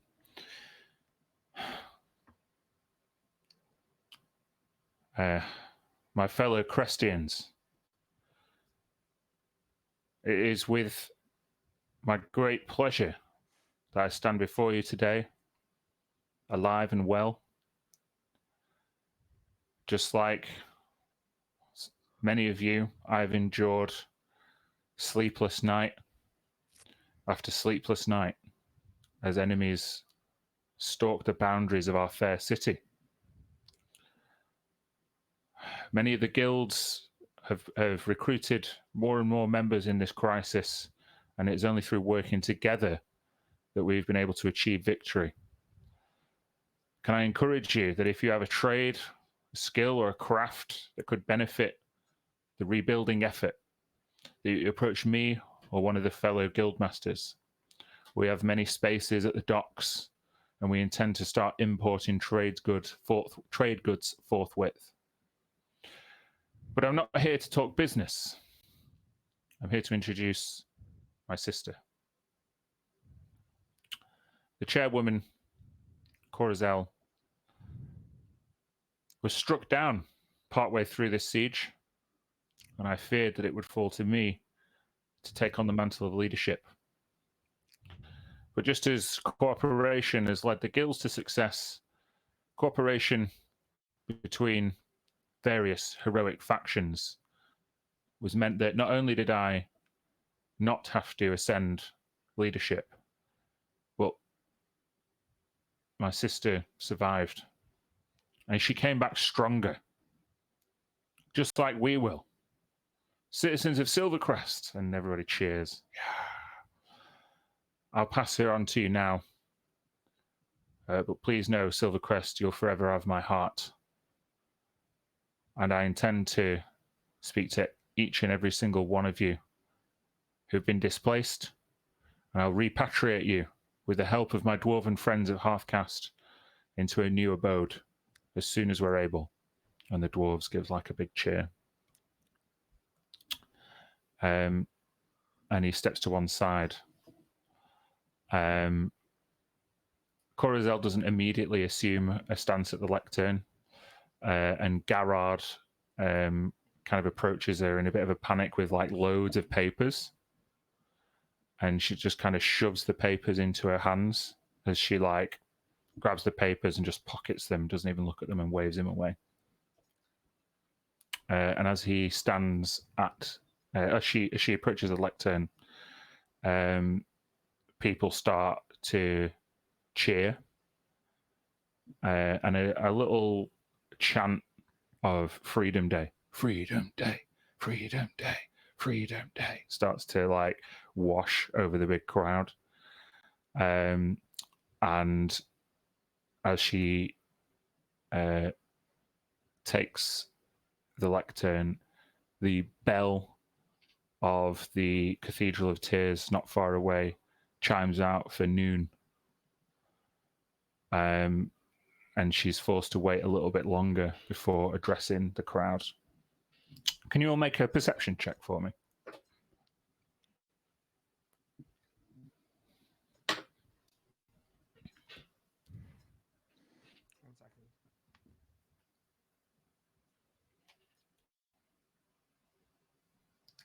Most people are rolling like shit this morning.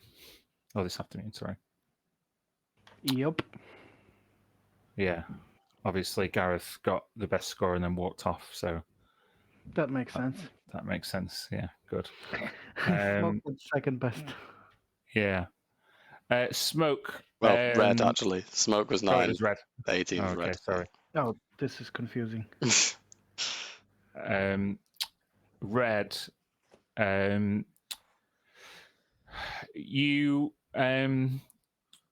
you think back to the stories that you heard about Castor's attempted assassination, and you start to look like nervously around at the high windows and just think that, you know, if there is still a threat lingering, then now would be the perfect time to strike. However, you and Jacob, looking around, notice that there doesn't seem to be any such threat, and you feel safe and secure.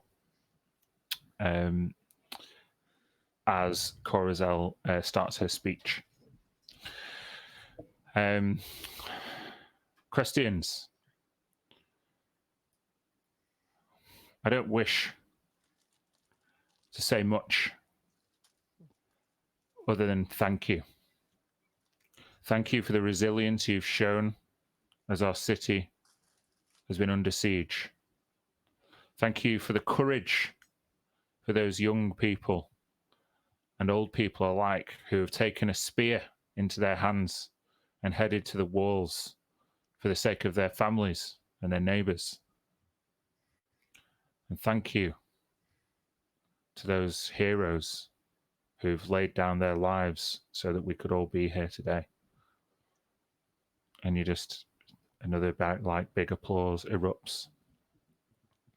There will be time in the City of Stones to erect a memorial to the fallen.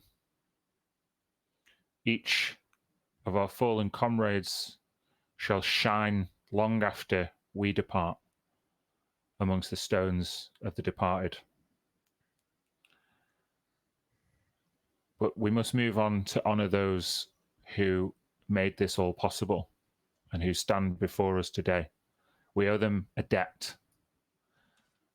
And that debt shall at least start to be paid. Hit today on Freedom Day.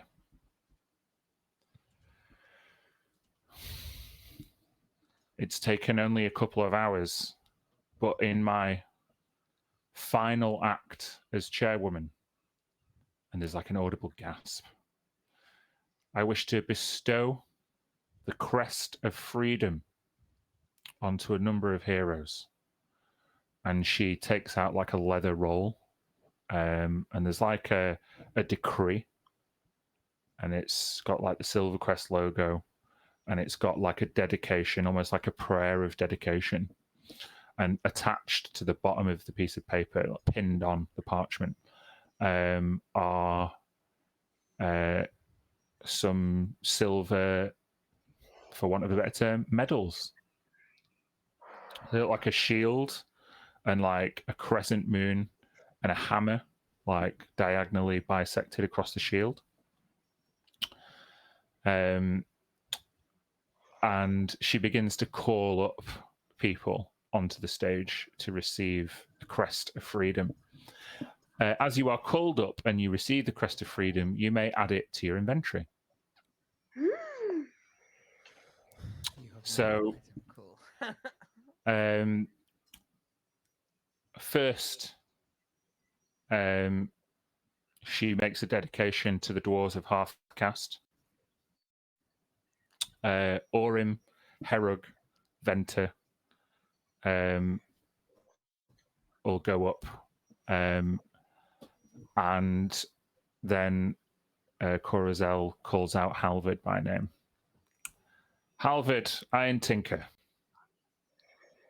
one of the young dwarves of Halfcast with new ideas. Ideas that and ingenuity that have proved invaluable. His flexibility and his magics imbued in his creations were eclipsed only by the magnificence of the walking tower that we saw by the break of dawn yesterday. And it is true that if we are to survive any such siege like this in future, then we should listen to our artificers and not discourage those from experimentation and ingenuity. And there's a few like angry murmurs about Yoston, and a few people shout like, "Don't trust the clock tower." So with this kind of mixed reception, Halvard, you are ushered onto the stage. Yeah, doesn't walk up. She bends down and pins the Crest of Freedom onto your chest, and just says, "Is there anything you'd like to say, Halvard?" Aye, if I may, I approach the podium. Of course. Right. This is for all ye young dwarves and tinkerers and inventive, creative types. Don't let them put you down. We've got so much to offer. Get out there. Get creating. Make great inventions. Make a charisma check there, Halvard.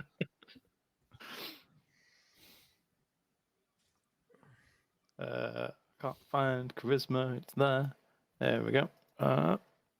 Awful. Very nervous. I don't like being on stage. You get the impression that word has got round that you used to be associated with the clock tower, and even though people are grateful to the dwarves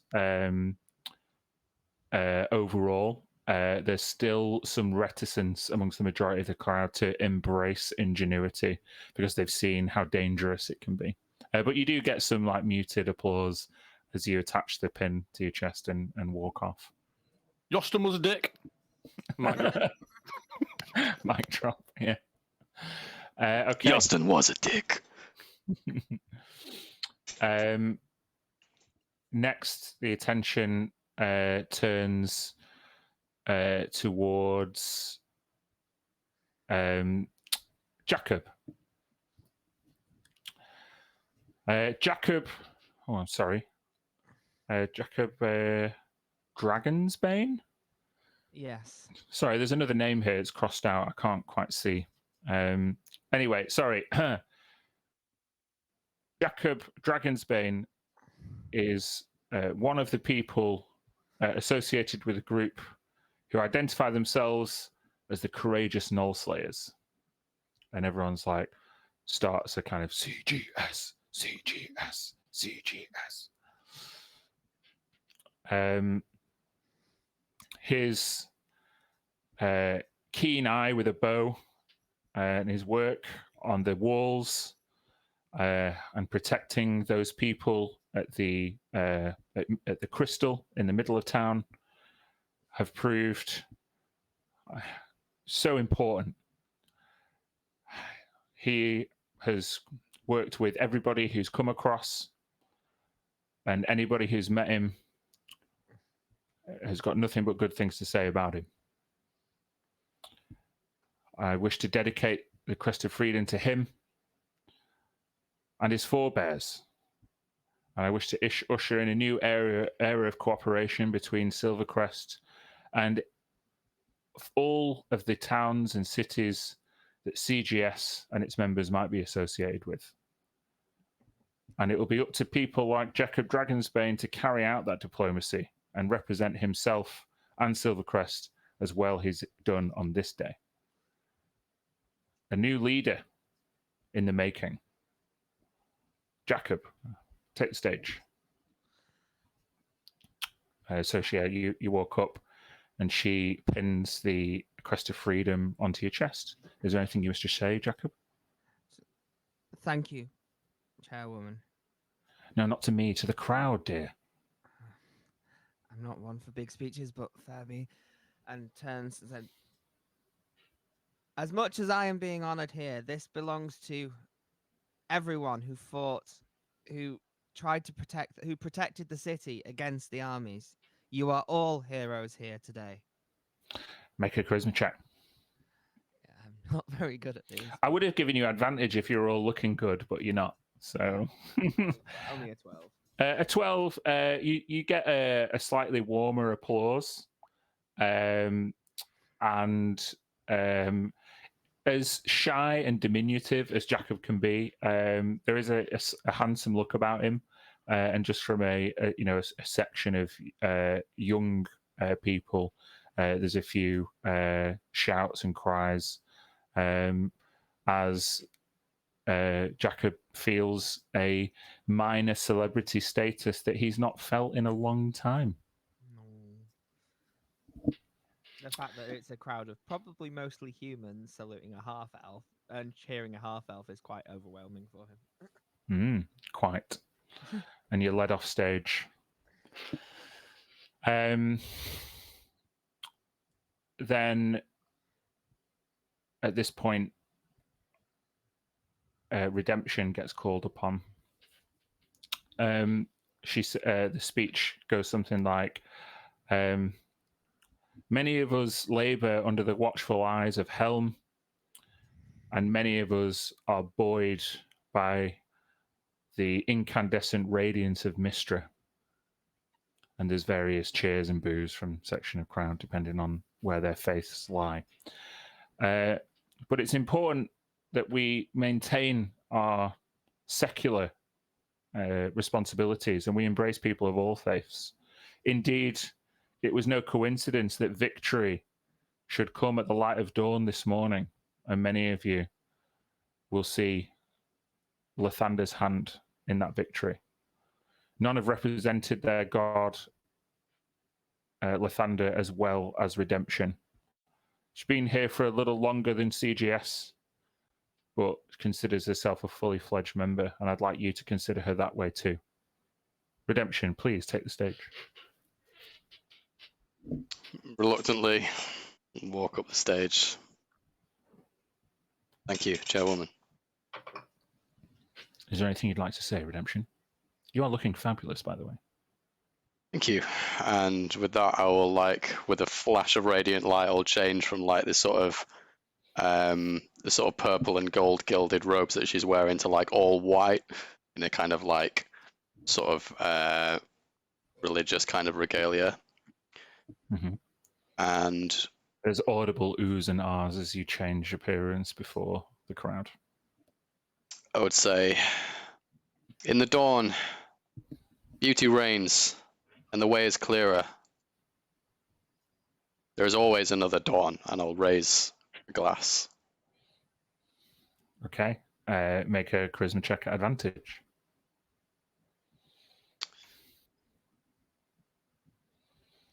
Oh, just straight charisma. Mm-hmm. Yeah. You can see now increasingly with each member, the embraces and the responses are getting warmer. And you are applauded.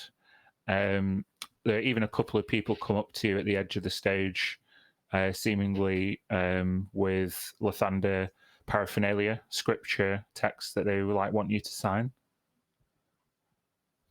Yeah, she would sort of like enthusiastically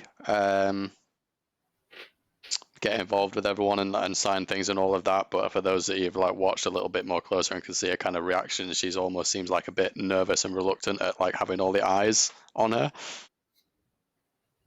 Mm-hmm.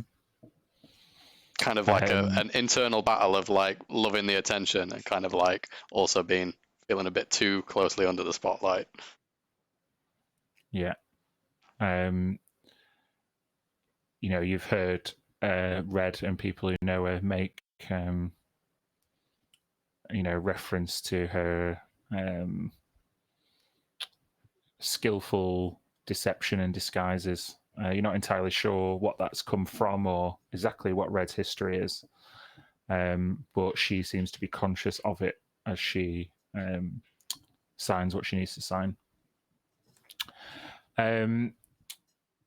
It then falls to Corazel to introduce two people from the centre who've been based in the centre of town, who've taken on a different job, not defending the walls, but healing the sick and tending to the wounded. At this point, Liberation and Dr. Zeph Spell take the stage. Libby enthusiastically bounds up to the chairwoman and snatches the crest out of her hand and affixes it to like a medallion to give it even more kind of pride of place. And she takes like a big bow. I'm just going to roll for her charisma. Just bear with me. Yeah, the crowd's like are loving it. This is a cute mute tiefling, you know, only a teenager. And she has to beckon Dr. Spell, who more nervously than Red takes the stage. He commands a presence about him that you've not observed before because of his kind of like the kind of fraught meetings that you've had with him. But he is taller than you remember. He has slicked back grey hair that's like shaved at the sides, and just a tuft of grey hair and a goatee. He is human, we know, but he has barely had chance to get changed out of his scrubs, and he's got like rolled up sleeves, which has still got kind of blood stains up both sleeves. And like a pair of black dungarees and large boots, which and his shoulders are very broad, and a dark cloak sticks over them with a cane. And he goes and shakes the chairwoman's hand. She whispers something in his ear, and he acknowledges it. And he turns to the crowd and says, "My fellow Crestians, it's true that I'm new to your city, and my experiences thus far have made me curse the fact that I didn't arrive earlier. I know what it's like to lose loved ones, and my heart goes out to everybody who's suffered that over the past 10 days. And my heart breaks for those who I couldn't save. But rest assured, it was no accident that the armies to the north were decimated. And it was only through our combined efforts," and he points to CGS and KMF and all these other people, "that we were able to save the city. I know in my heart that it will be safe for decades to come. I am sure of it." And he kind of like clutches his cane in both hands, and he seems very sure of it. This person is genuinely heartbroken at the deaths that have occurred, as he said in his speech. I'd just like anyone who's watching, maybe not Red at this point because she'd be busy having just come off stage, just make an insight check.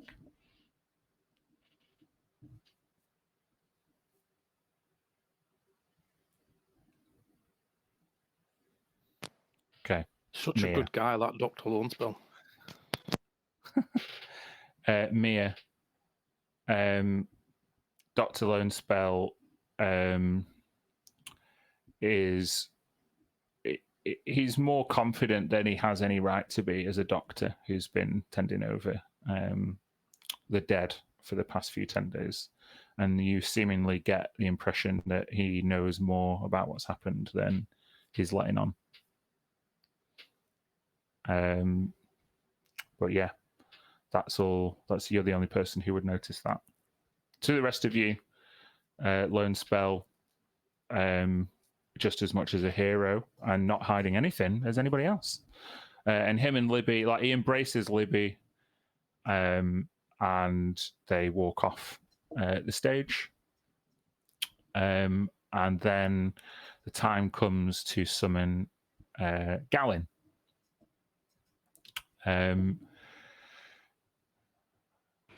Those of you who have met Gallin, I would suggest would not forget it easily.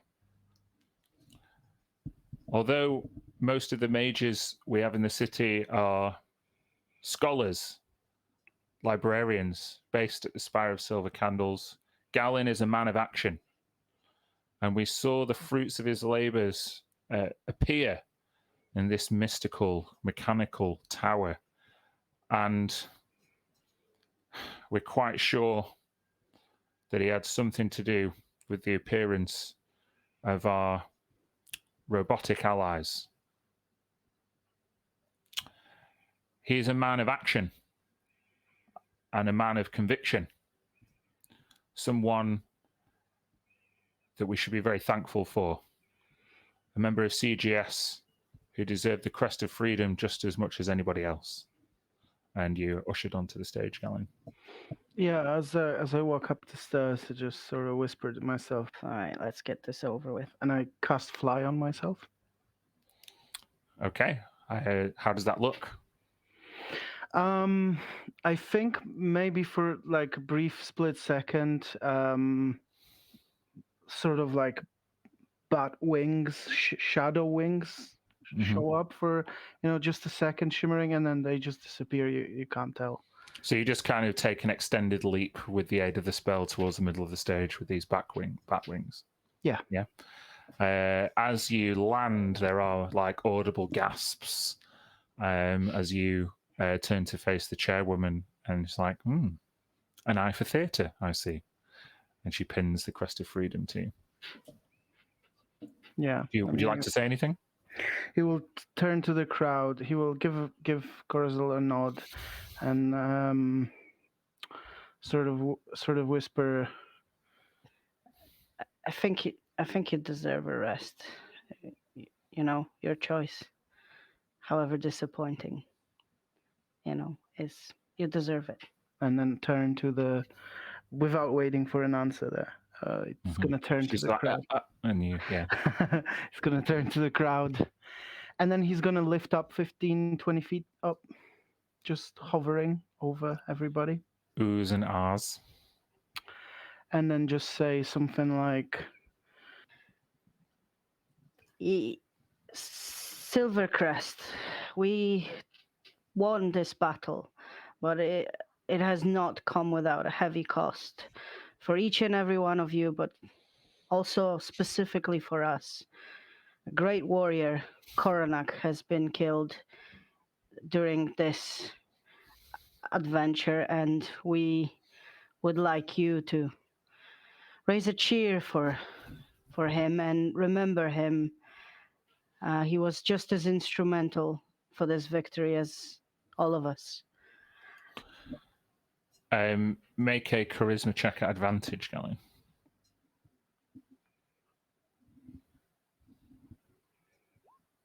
"Oh, yay!" The crowd are in a stunned silence as the news of Koronak's death meets many of their ears for the first time. And just as they're about to erupt into a cheer at your heartfelt and solemn dedication, a single figure walks through the crowd doing a slow clap. And the crowd part as Vanoth walks to the stage.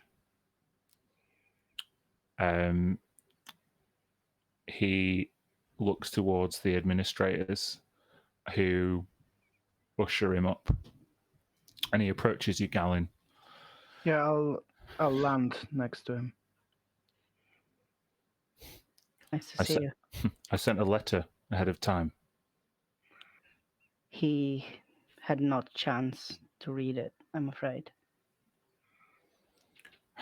And he nods and kneels, so he's roughly the same height as you. I'm sorry I couldn't get here in time. At least he went out on the battlefield. That he did. He was very powerful, and I respected that. He embraces you and thanks you for your dedication. Do you mind if I say a few words? Not at all. It's yours. But so Galen will get off the stage to let him speak. But basically, he has this moment where he looks at the crowd and he blinks for a second, because for a second it looks like they're all bowing, and then he just shakes it off and gets off the stage.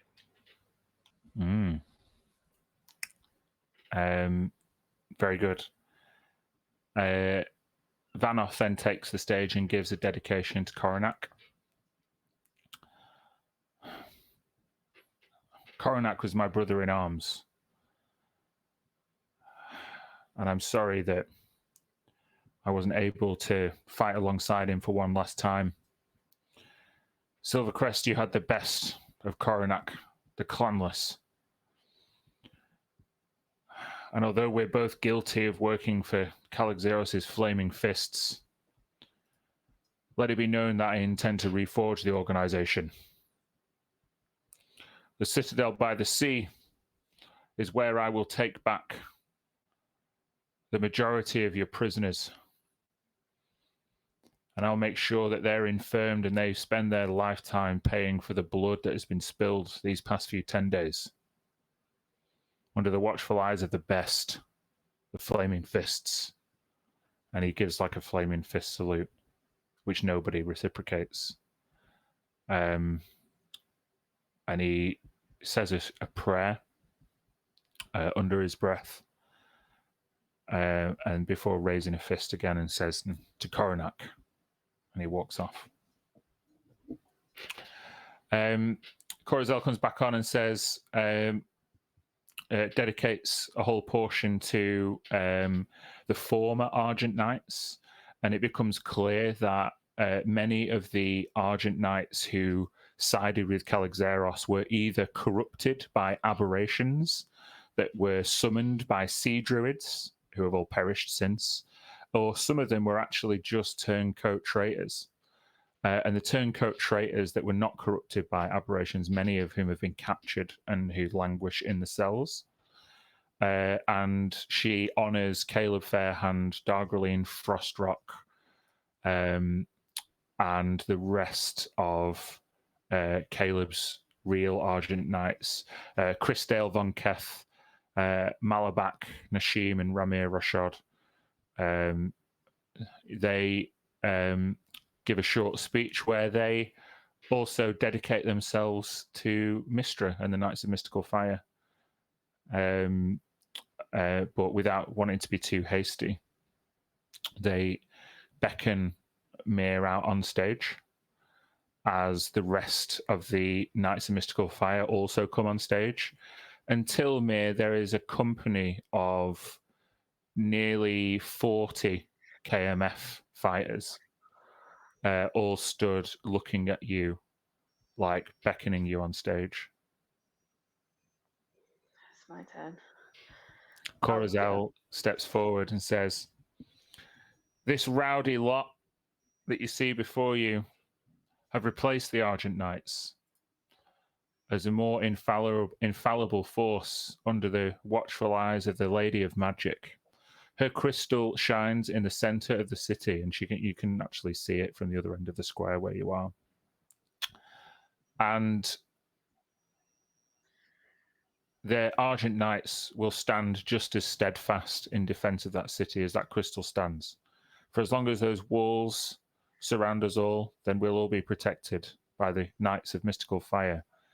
And the leader, one of CGS, is and she reads out this she looks at this really long name. She's like, Mia? Yeah. And you're beckoned on stage. Oh, I'm not very good at this. But I, of course, want to thank the Knights of Mystical Fire, who are pretty new here and are amazing. I want to thank my friends, the members of CGS, to Jacob for his sharp shooting, to Gallon for his sheer intelligence, to Smoke for his good timing, to Red for their quick thinking, and to Coronac for his pure bravery.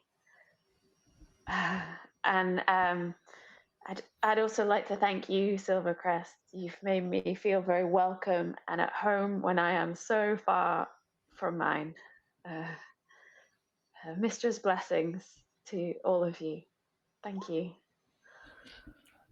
Make a charisma check at advantage. Woohoo! Just because you've got loads of people egging you on. Hey, oh, well, it's fine. A crit on both rolls. Shit. You get the biggest cheer of the day, no doubt, and you even the people who were on the fence about adopting Mistra's faith up until this point are convinced by this showing. Your defense of Silvercrest, your successful defense of Silvercrest, the crystal, the Knights of Mystical Fire, the walls, everything. There are people now literally on their knees praying to Mystra in front of you.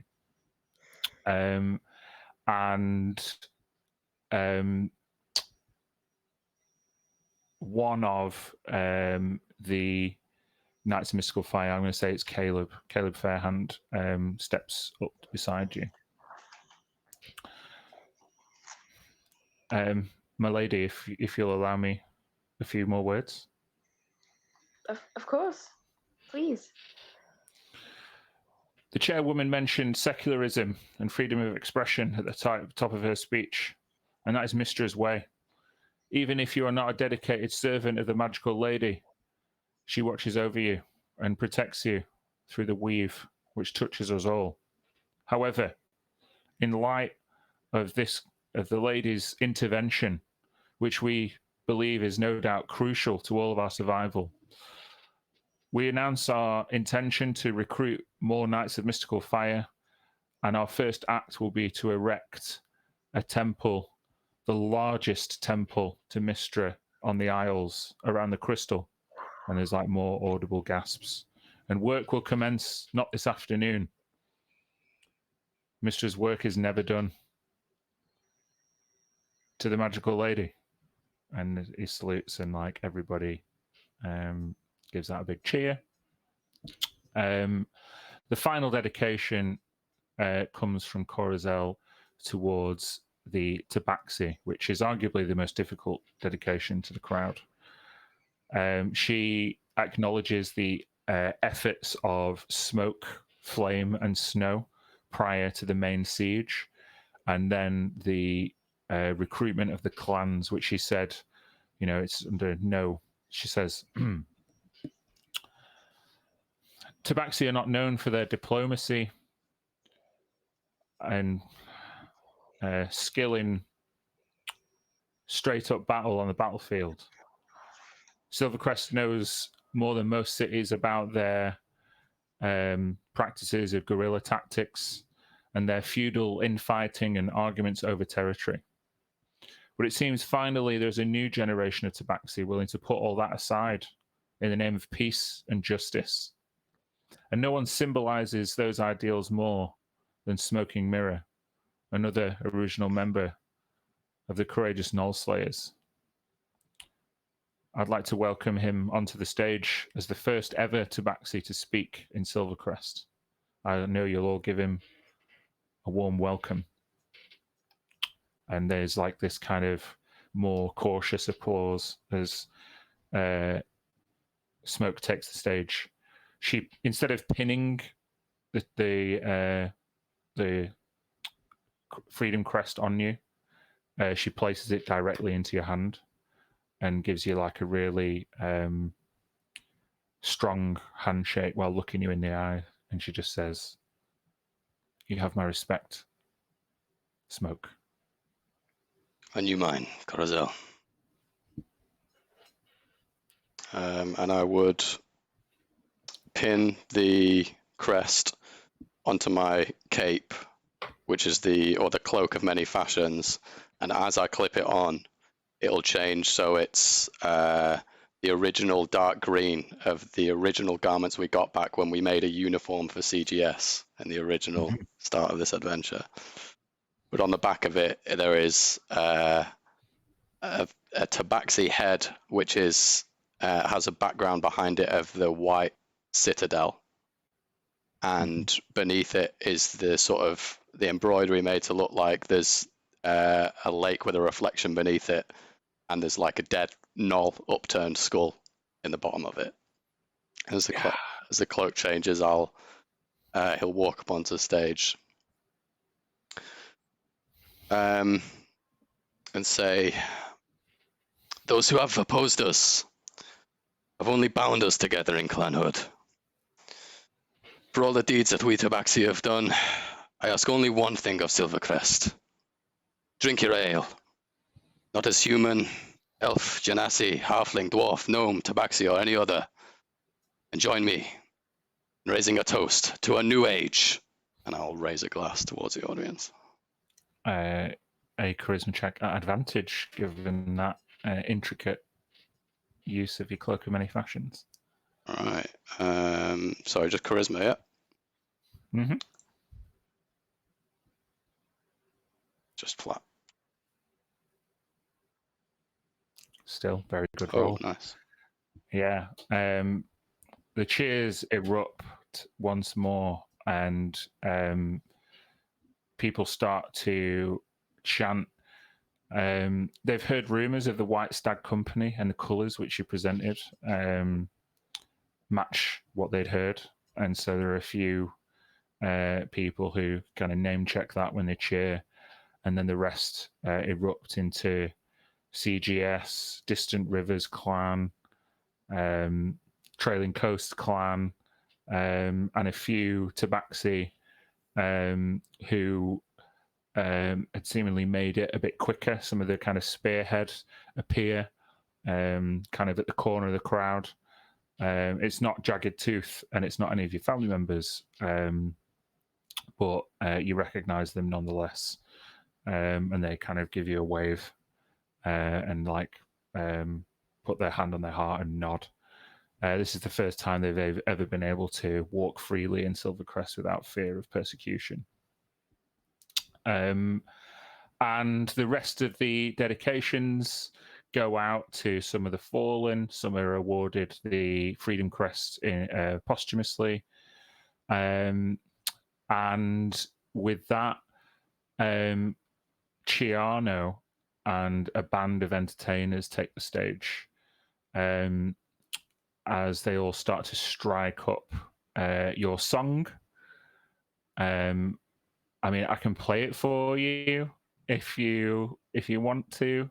I don't know if that'll fuck up the audio, but here we go. No, it should be.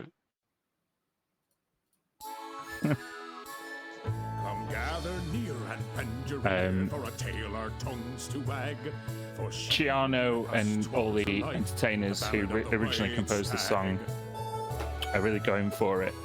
But the lead lute player who was present last time is no longer present and instead been replaced by Herken, former technician and friend of Galen, who is really going for it on his lute.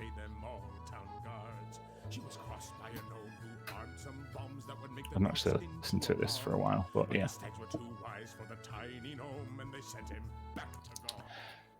So yeah, the celebration begins in earnest, and people are flocking to you.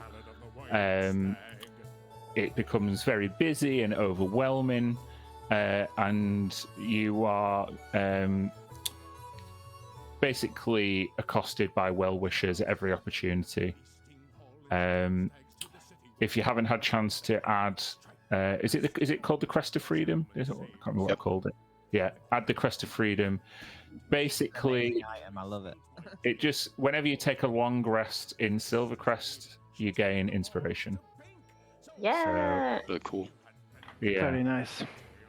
In hindsight, I will probably give make the white stag pin some kind of item as well, but my confidence at creating magic items is a lot more now than it was back then. So yeah. The question is, after a bit more time, probably reaches like 3 in the afternoon by the time all the speeches are over. Thank you for indulging me with all those individual dedications. What would CGS do?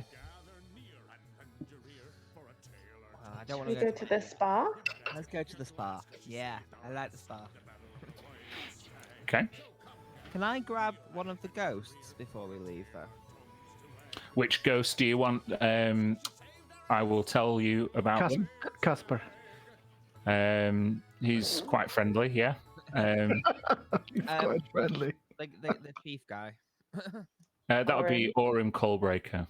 Yeah, I'd just like to quickly say, Aurum, have you got any more of those pins? What, you mean the Star of Mystra? Yeah, I followed it at Malachi for years, but with what I've seen over the past few weeks, and Mir has saved my life on multiple occasions, I think Mystra at least has my support. Aurum turns to you and says, "It would be no greater honor, Jack of Dragonsbane, than for you to have mine. I can always make another, but for you to have mine, I can't think of anyone more inspiring or more worthy of the Silver Star." And he hands it over to you. I pin it to my coat. Thank you. And I wear as I wear it and fight and diplome in the name of Silvercrest around the Isles, I shall think of the ghosts and the KMF. Aye, we're going to drop the ghosts, actually. We've just had some tea towels made a couple of weeks ago, so it's a nightmare, but we're now KMF.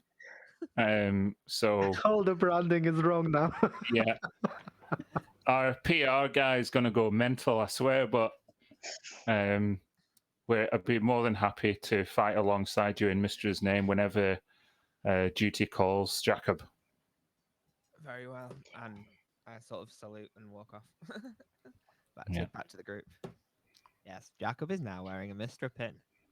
Yeah. Awesome. May won't say anything, but she'll just look at it and go,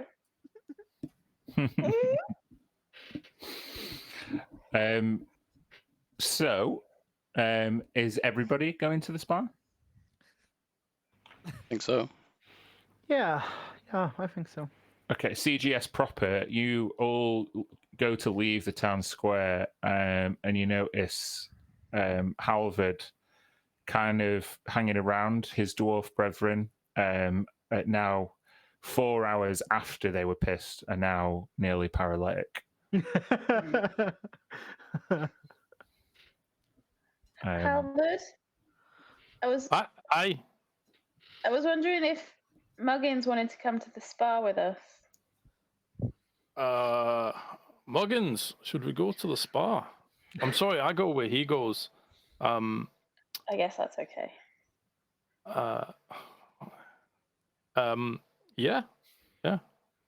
Muggins, who is just usually just atop this like walking barrel, springs to life and flaps these like metallic wings, and like the top, like the top of a tankard, like a stein, just like kind of starts like getting really excited and flapping up and down.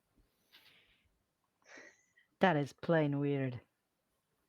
And I'm the one to talk. Yeah. Yeah. This is the gnome with a pet squid. Yeah, I think Amaris will get interested in the mug a bit. Cool. Inside him. Just sort of like, yeah, just be around there, just Bob up and down. Use camouflage to like take its colors and stuff. Yeah, you see this cephalopod transform its body into this like long cylindrical shape and wrap its tentacles into like a handle, and then it like turns its camouflage like silver and is like next to Muggins. Nice, I like that. Yeah, join us. Why not? I mean, we all need some proper de-stressing, and this might help. Yeah, I think this lot's done for. I think they're all heading back to bed. Yeah, somebody will probably Alzheimer's. need to carry them. Nah, they can stumble. It's not far. Is that the normal dwarf walk, basically? Stumble. I don't know. How do you walk, Stumpy? I like you.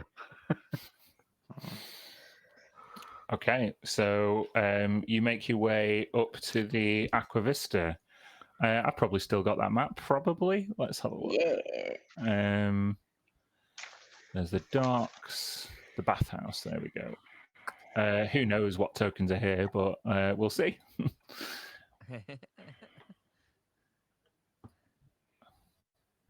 I'll just, if you spot yourself, I'll delete you and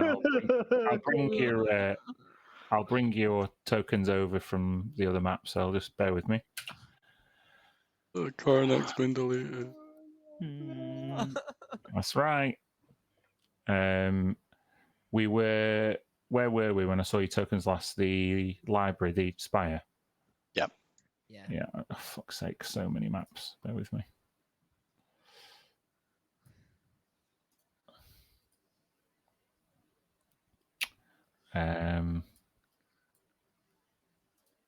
Hold on.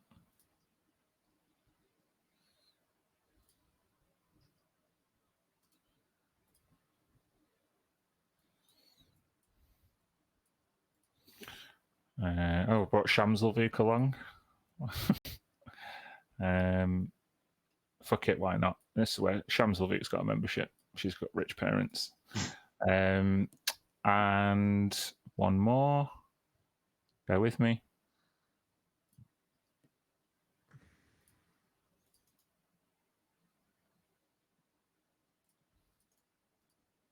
Hold on.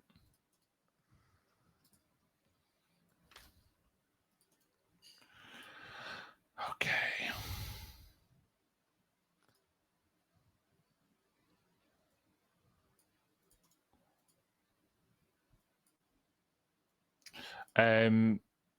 One of the dedications I forgot to mention was the dedication to the mages at the Spire, and Mimon, Shamselvuk, and Frederick in particular would have all got a crest as well. And they would also be, I've decided, at the Aquavista, chilling out. So they're going to be in the garden together. Shamselvuk, Frederick, and Mimon.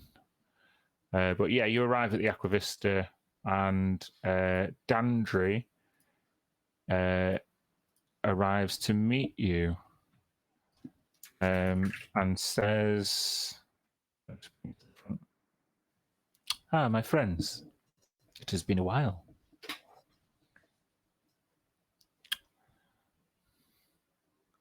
It seems years, in fact.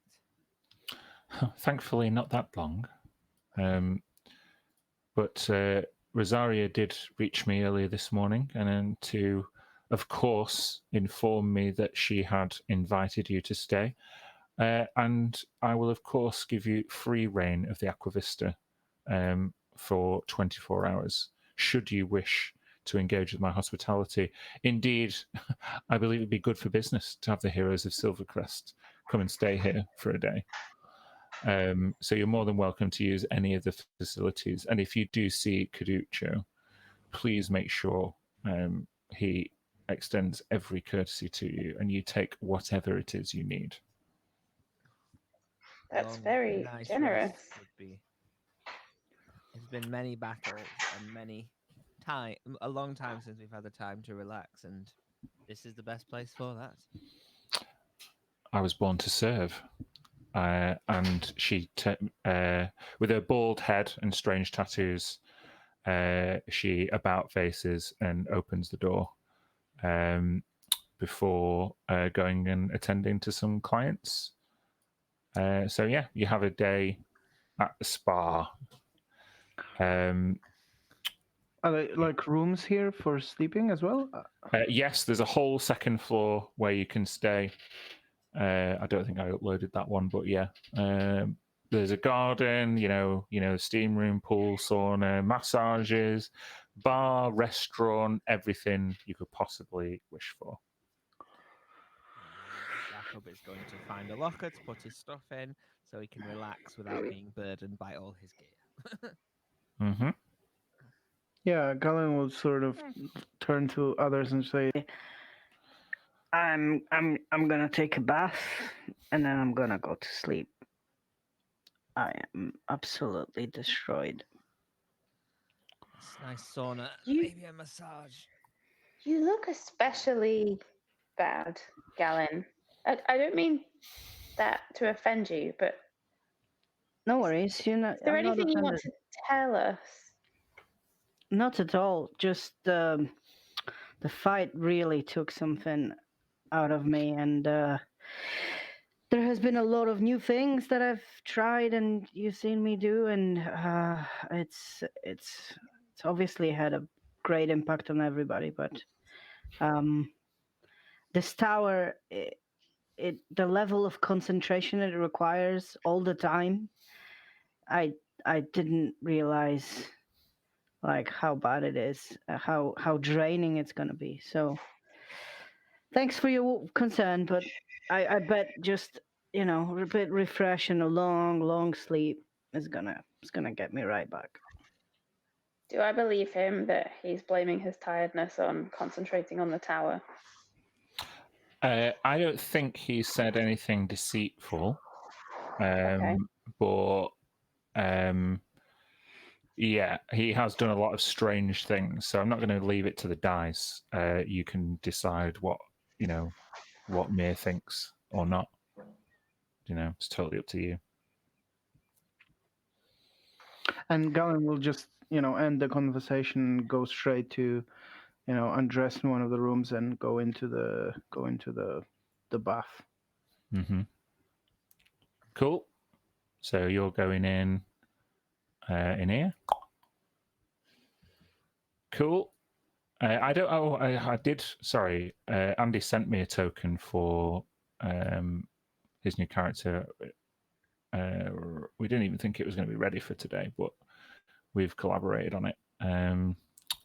Bear with me. I need to. Oh shit! Hold on. Let's get this right. Sorry, it's a bit of a faff dragging in custom tokens, but oh yeah, it hasn't saved right. Bear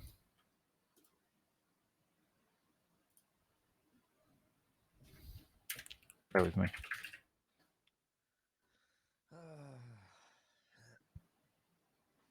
Jacob, yeah, just going for would do the same. Go for a lie down in the bath, I think. As well. We are Yeah. knackered. Yes. That picture, Andy, unfortunately, is not. I don't know why, but it's not coming in to Roll20. It's not. It doesn't recognize what kind of file it is. So bear with me. I'll get your token and we can adjust it another time.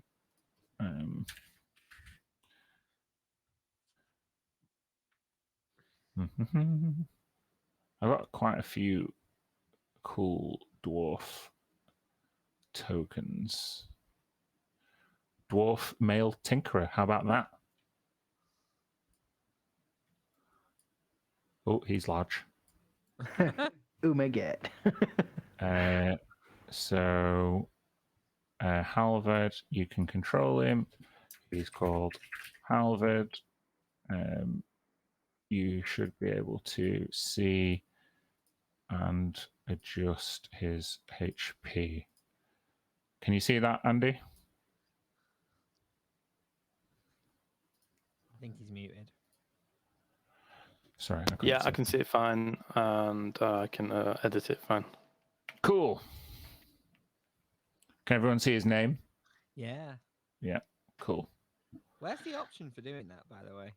For everybody else seeing their name? The 3 dots next to General. There's Player Permissions, C, and Edit. You've got to make sure C is ticked. Cool. I couldn't figure out how to do it last night. Yeah. All right. So you have some time just to unwind and relax away from the crowds, get a whole rest in. Maybe you do take a nap and have a massage, go for a dip and have a few drinks. And if you do, you can take a fucking long rest. And we can fast forward. We can still RP some combos and stuff, but let's get the mechanical long rest out of the way, shall we? Should we roll some hit dice? And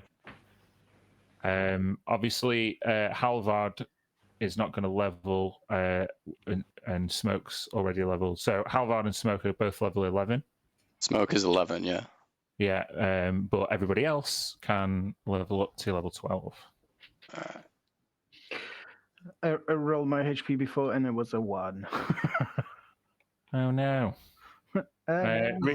Re-roll. Have we re-rolled ones before, or have we not? I can't remember, but I am very happy with that roll because and Jacob is as well. Yeah. I don't know, Smoke, you're the one who seemingly rolled lowest. If you've rolled a 1 before, I will let you re-roll it. I don't think we did re-roll it. All right, if we didn't, then we didn't. Should we make a new rule now? No, because we've had it. We're the heroes, no. No, if we've had it before, we need to be consistent. Otherwise, it's not fair. So ones are ones. Soz. 50 roll maybe too. No. Okay. Fuck. Did you just roll a 1 too? No. I rolled a 2. Yeah. This is though I've seen 3 1s and 2 2s, I think. Yeah. Because that's fine. It just makes me easier to kill as you become level 12. I mean, because how the fuck am I supposed to kill you otherwise? It makes you're level 12. I finally have 100 hit points though. Whoop! Nice. Woohoo! How cool for you. I think red's been unfixed All right. because it made the sheet, so much later on. Yeah. Or is it actually? I might be wrong about it. I mean, you can roll all the hit dice now if you want. 12 D8 I'm just, or whatever I'm it would just be. diving into the HP thing. Oh, if you are at a level where you can take a feat, Yes. there is no way on D&D Beyond for me to physically input like prerequisites. You know how like if you're a certain race you can take a feat, or if you're a certain class you can take a certain feat. When you do a homebrew feat, there is no way you can do it. So when you're taking a feat, you might see a feat to do with Panaku that I have created. Please do not take it, click it, look at it. If you do, I delete your character. Seems pretty. I have taken a feat. What I did feat look at did the Panaku. It's Panaku, isn't it? I took the Panaku one. I did. No, I took Warcaster. Predictably. There you go. Nice. She is the Warcaster. Yeah. Yeah, should have done it months ago. Jacob took level 5 in fighter, so he's got extra attack now. Yeah, I thought you had it anyway, to be honest, considering the amount of offhand attacks you do. But yeah, now that's you've my got. bonus action attack. Yeah. So if I'm dual wielding, I've got 3 attacks per round now. Yep. Stabby, stabby, stabby, stabby, stabby, stab. And Smoke has 3 attacks per round anyway at level 11. Yep. Yeah. So the balance of the party shifts as obviously we introduce a new member, you level up, Coronac and Nemesis go away, but Smoke comes back. It's just a nightmare for me, to be honest. Yeah, and I mean, not to be meta here, but When you say things like that, Not to be meta, but I'll be meta. artificers are normally, I don't know, are they frontline? They're not normally frontline melee characters, are they? They can be, like my Battlesmith one, it can easily be a frontline design, but they're usually support classes, most of them, I think. There's the armor one, isn't it? That's very much like up front in your like a face. tank. Yeah. Yeah. So we all get Yeah. inspiration, right? Yeah, you take a long rest, you all get inspiration. Ooh. Because you've got the Crest of Freedom. I don't know if I've ever had that before in this campaign. That's on me. That's bad DMing on my part. Yeah, it's the 3rd time. No. Inspiration. It's funny watching Exandria Unlimited because Abria She gives them hands out it like out. they're sweets. Yeah, she's like, "Oh, that was a clever joke, inspiration." I'm like, ah. I don't think it should be treated as candy. I don't think you should just hand it No. out willy I mean, nilly. okay, I'm very the much first like time- hold back for. The first time Jacob got it, it was because he was sneaking up around in the tent trying to figure out what was going on with the Phantom Promise, and he timed his footsteps with the clanking on the anvil. Yeah, that was clever. See, there you go, inspiration. I But think yeah, I don't really. you what? Sorry. I don't really do an awful lot that's clever, so I think that's why. You killed Calixeros. That was pretty clever. It was pretty good. So yeah, the we're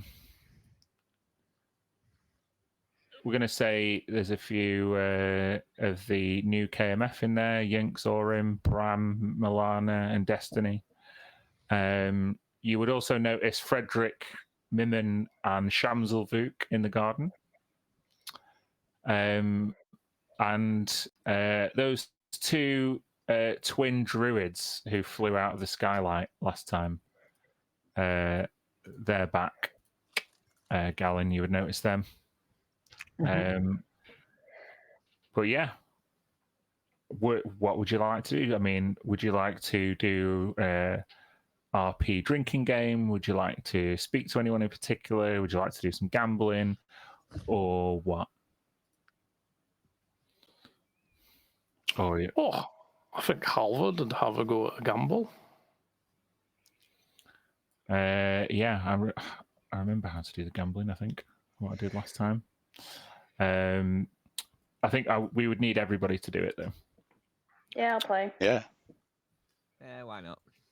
Yeah, Are you okay. going to play Well, with both your characters, John? I guess. Well, I don't know. that's not fair. No, I'll just use red as a gambler for sure.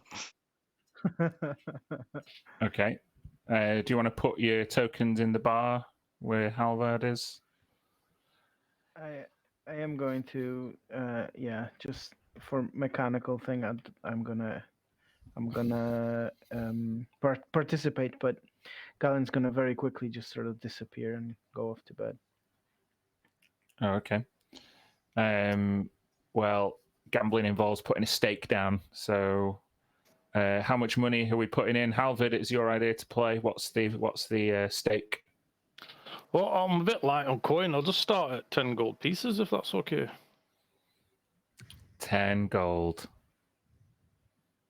Everybody in for 10 gold? Yeah, sure. Okay, so what you have to do is whisper me 2 numbers on a d20. Like roll me 2 d20 in a whisper, and those are going to be your cards, as it were. To whisper, we just click on the GM one, right? And then roll the d20. Yeah, if yes. you go next to it and do the 2, you roll 2d20. Ah, yeah. Sorry, what is it? /R? I'm using the symbol. If you go up on the top left Oh, bar where yeah, the yeah. drawing is, you can tick the GM option. Yeah, it's pretty handy. Pretty handy.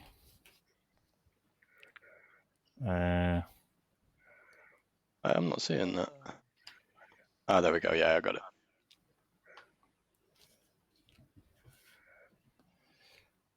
So red's playing, right? Yeah. Okay. So one of the ghosts or the KMF plays the part of dealer while the bar person gets you all some drinks, which we'll deal with in a bit. Milana, with her silver star pin, salutes you all. Oh, how fortuitous that you would all come to the same place we do. By Mistress' blessing, it must be so. Allow me to deal you in. And she takes out a deck of cards and hands you all 2 cards. So, what's going to happen is I'm going to draw a card, and then you are going to bet, see each other's bets, or fold. I'll remind you how it works, guys.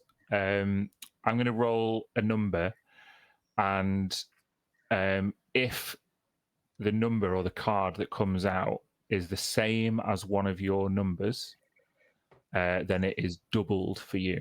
So let's say you've got a 10 in your hand and I roll a 10, then you get an extra 10. So the total score after I have presented 5 cards is going to be the winning score. So any numbers in your hand which match any of the ones that I draw will be doubled and thus give you a much higher score and a better chance of winning. Do you remember how that works? Yep. Mm-hmm. Yeah? Okay. So the first card to come out is an 18. Halvard, you were the first to bet. Yeah. So let's put in 10 gold. If you can hold or you can raise. I'll just hold. Okay, we'll say Jacob is next. Hold or raise? I'll hold. Gallin, hold or raise? Hold. Mir, hold or raise? Raise. Okay, what are you raising? 10. How much? Another 10. 10. Another 10.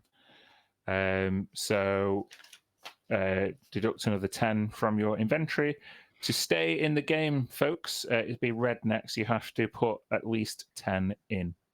So red. I'll take the 10 from Mia's bet, and then I'll raise another 10. Okay, so now, Halvard, you have to put 20 in to stay in the game. Or you can obviously raise even further. Can I not fold? You can fold. That's too rich for me.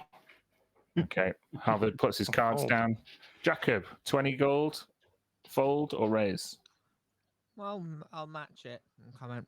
Red, Okay. just stop bluffing. It doesn't become you. You're going to tell me that bluffing doesn't become me? Do you know me but at all? No, because I've been bluffing the entire time. You have you? With that, Gallon, 20 gold. Yeah, I'll match it. Okay. Mia, you've got to put another 10 in to stay, or you can Yeah, raise. okay. I'll put another 10 in. All right. So everybody who's in is in for 30 gold. Halvard's just lost his 10 and folded. So here comes the next card. 14. Jacob, it's over to you. What are you doing? I'll throw 10 in. All right, you raise into 10. Gallon? Yeah, fold. Fold. Mia?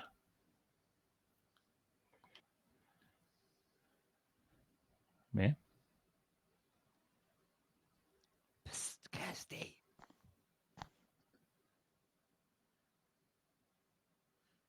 Have we lost sound? Kirsty. She's muted on roll 20.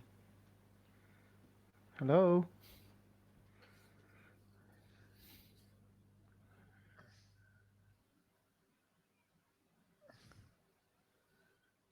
Yeah. For God's sake. Roll 20 being roll 20.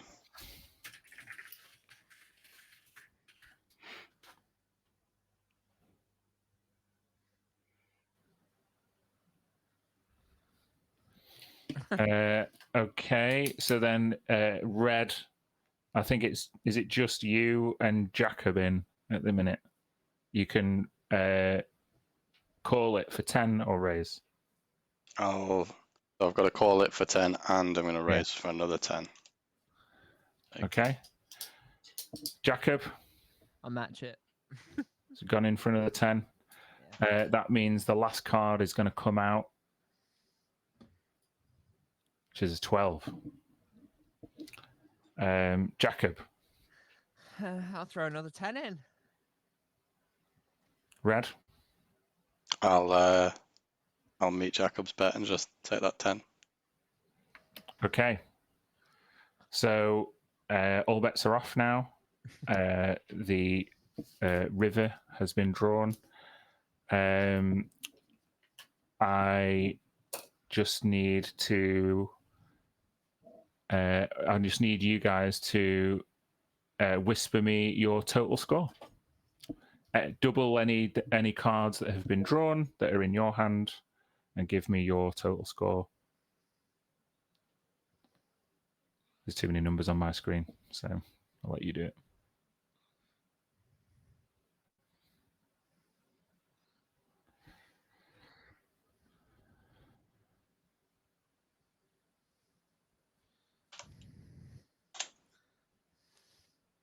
Okay.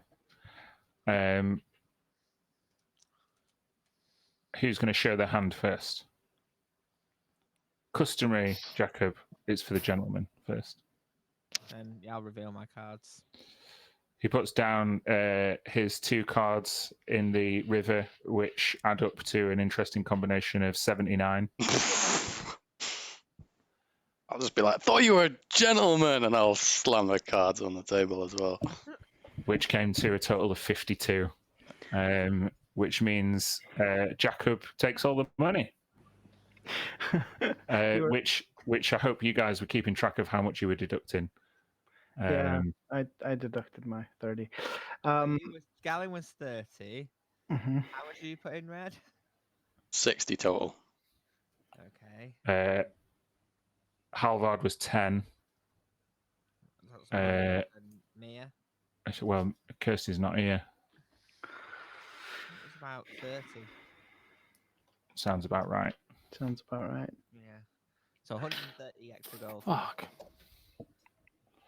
Where's she gone? And what I'll do first, before I pocket the rest, is I'll put some on the counter and buy everybody who played a drink. Hey.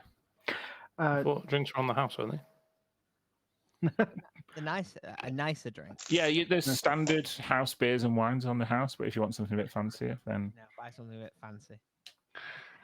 I'll before Galen will go to bed, he'll saunter over to Red and take a drink and just like look at her with his black eyes and just say like, Were you humoring him? Because he's the worst poker face I've ever seen. You could tell he had good cards from like the first second. Were you humoring him or were you just tired, Red? Yeah, well, just pout. I'll chug the drink and then go to sleep. if Jacob's bought you all a drink, I'm going to make you roll on the D100 drinks table. Yay! Why not? The whole point of buying drinks is I think I'm gonna random magic drinks. I think I'm gonna hold off on that one.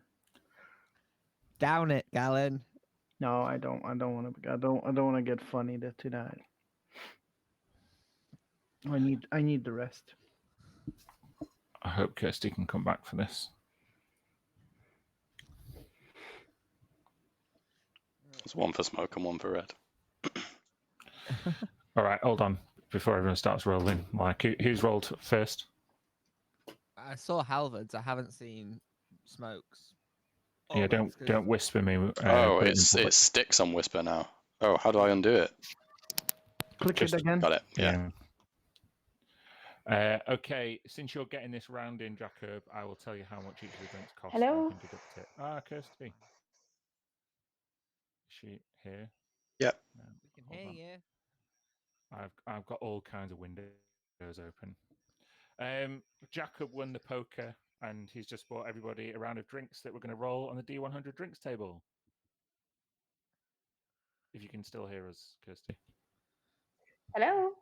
Hello? Yeah, we can hear you. Hello. Okay, I just heard you then. Sorry. Okay, good. So You won Jacob won the thing. poker and he's buying you all a drink. That's nice. So we're Thanks, rolling on the Jacob. drinks table. So, sorry, who rolled first and what was it? I'm on a different screen, so just you tell me.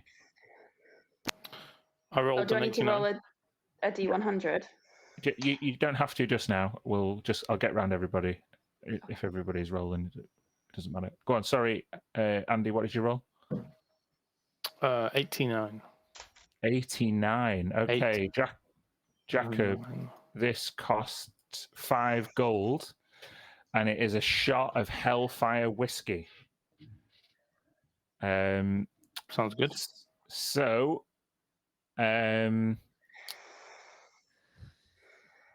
I would like you to roll a intelligence saving throw. and you turn back to Nemesis if you fail.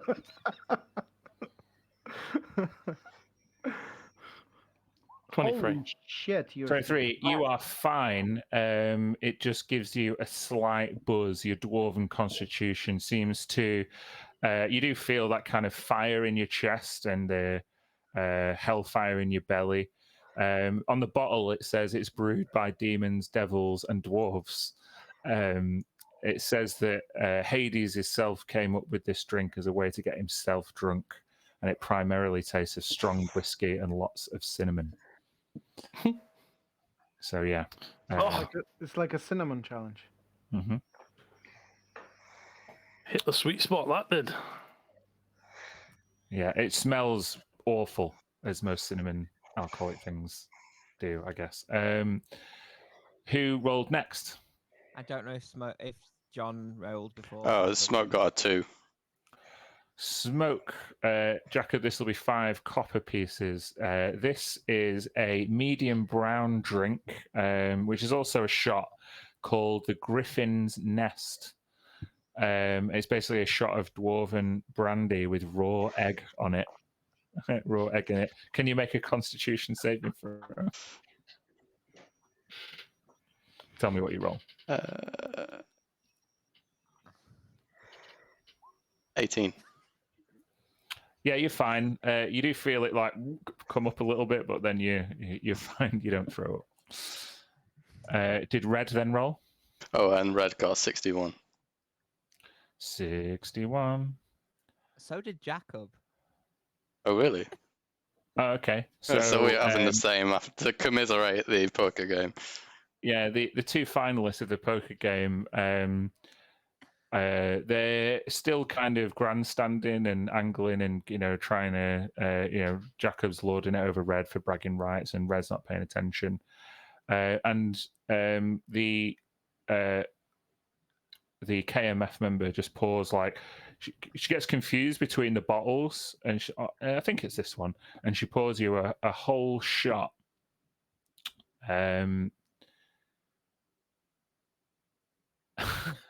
Oh God! it costs 1 copper piece each. There's no save to make. However, Jacob, when you drink this particular drink,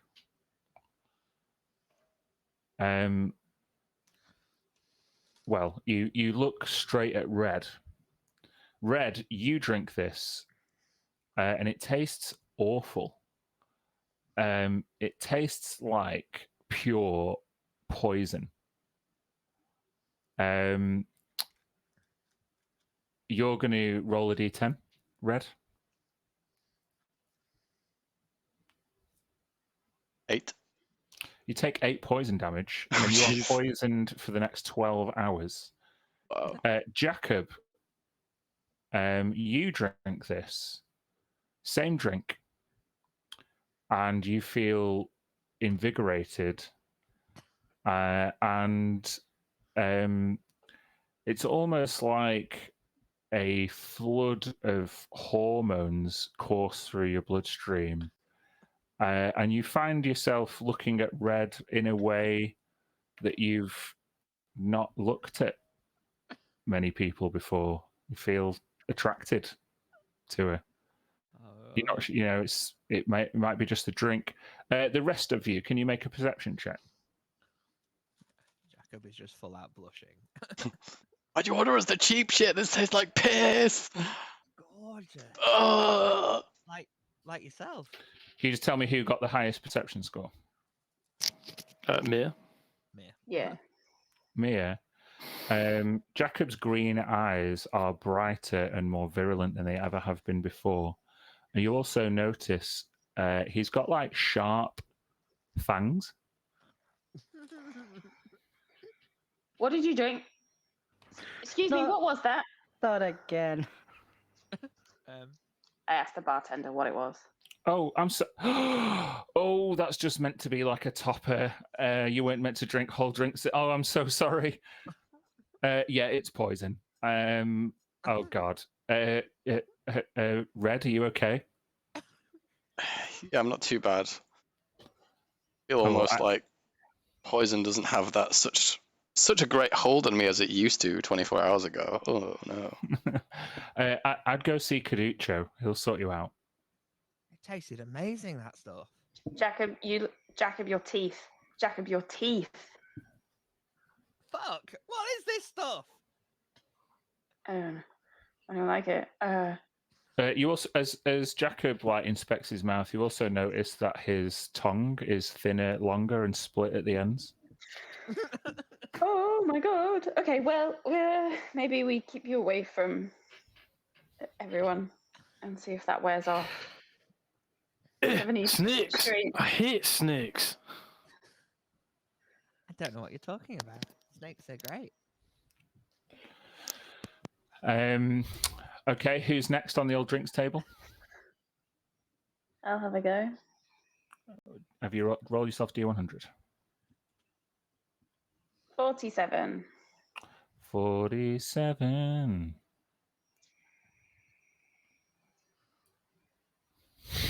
Okay. This is a thick dark brown stout with the How much approximate does it cost? thickness of eggnog that costs 3 silver. Ugh.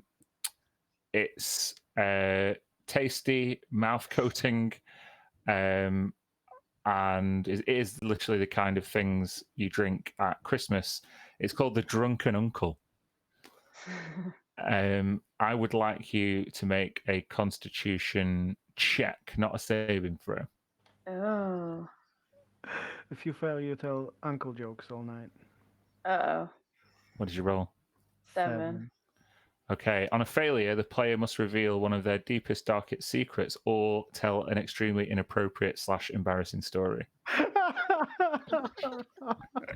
Oh my Like a god! drunken uncle would. Exactly. I am very happy I did not participate. This drink would not be good for. The drink's waiting for you in the morning, Galen, with your So breakfast. I'm like compelled?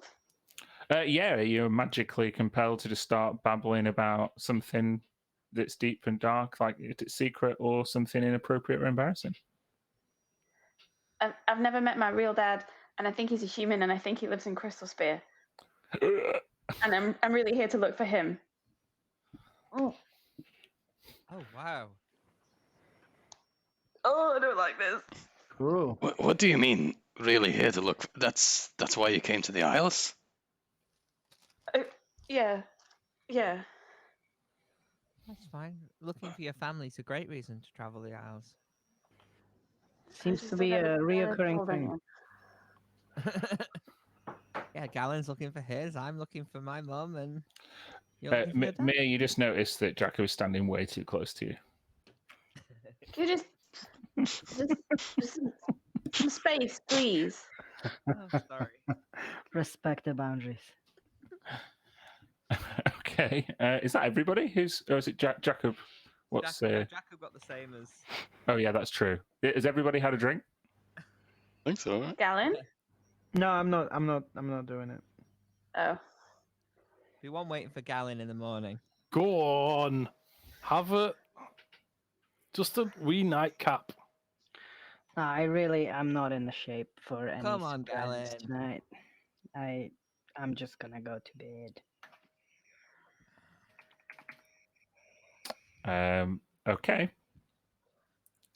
Man, there are some fucking great drinks on this table. Sound like it. They're pretty amazing. One of them, you can get, it just transports you to another plane for 24 hours. See ya. Can you imagine? No. I'm just saving this. Bear with me. Jacob has like whatever it's done to like horny juice or something. Is it like a random plane, like plane of fire or something? No, there's 4 possible planes you can go to. Roll before. Is hell one of them? Yeah. Literally the 9th level of hell. Oh man. Oh, That could like kill somebody. Exactly. So, you spend the rest of the night engaging in merriment and relaxation, and you are presented with comfortable rooms. Anything anyone wants to do before they go to bed? No? No. Okay. Rub my tools and weapons down, just clean them a little bit before bed. To be honest, I don't think that's what Jacob would do, given the drink that he had before. No, it's not. No, it's Probably well, hang around the bar. yes, indeed. Sorry, I'd forgotten about the drink because we were so busy talking about fun things. No, it's all good. Then I think, Galen, on your way up to your room, having not partaken in the drinking, you would bump into the scribes of the Spire of Silver Candles, not least Frederick. Oh, cool. Galen, it's so good to see you, and what a fantastic day of celebration. Congratulations. Well, thank you. I mean, you deserve them too. I don't know. the Spire responsibilities weighed heavy on my shoulders, but certainly since Mistra turned up, things have just been. I've been feeling more confident. Yeah, she's great. There's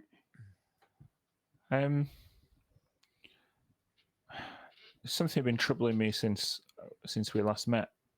You activated the amulet on. Still can't believe I'm saying this. Lucian Broadgrove's chest. That's right. And after which point he referred to himself as Sam. Like, was that really my Sam? Well, we think it was a version of him. Do you think he will stay inside Lucian Broadgrove? I mean, he needs to come back, which should probably be tomorrow with the tower. And then we'll see. I do believe at one point he's asked if he should vacate the body. So I think it's something that he would do if we asked him. What do you think the other options might be? Well, I mean, it is somebody else's body. And as far as I could tell, the consciousness of Lucian is repressed. He wasn't really in any condition to. I mean, you've seen him when. Yes, we obviously when you brought him, he was in no fit state. I did look up that spell, a slightly more powerful Greater Restoration spell, and if you're motivated to it and you're willing to assist me, if we needed to perform it once Sam has vacated Lucian's body, then I'm sure we could pull it off together. Well, as you know, when we were preparing for the resurrection and everything, we did express concern about what Lucian, a person who obviously had war in mind, would do to Silvercrest in these times of well, it was times of peace before, but we were concerned about putting him back in charge, which he definitely wanted to do from the brief conversations we had. So maybe, I don't know, maybe it's not such a good idea to release. I don't know if the public would share those concerns, having witnessed his body at least defend Silvercrest so valiantly. That is true, though, public wouldn't have to know, I guess. Something I shall think on. Thank you for your counsel, Galen. You look very tired. I am. I'm sure I'll be better tomorrow. Don't want to join me for one of these drinks? He pulls out a bottle and starts to unscrew it.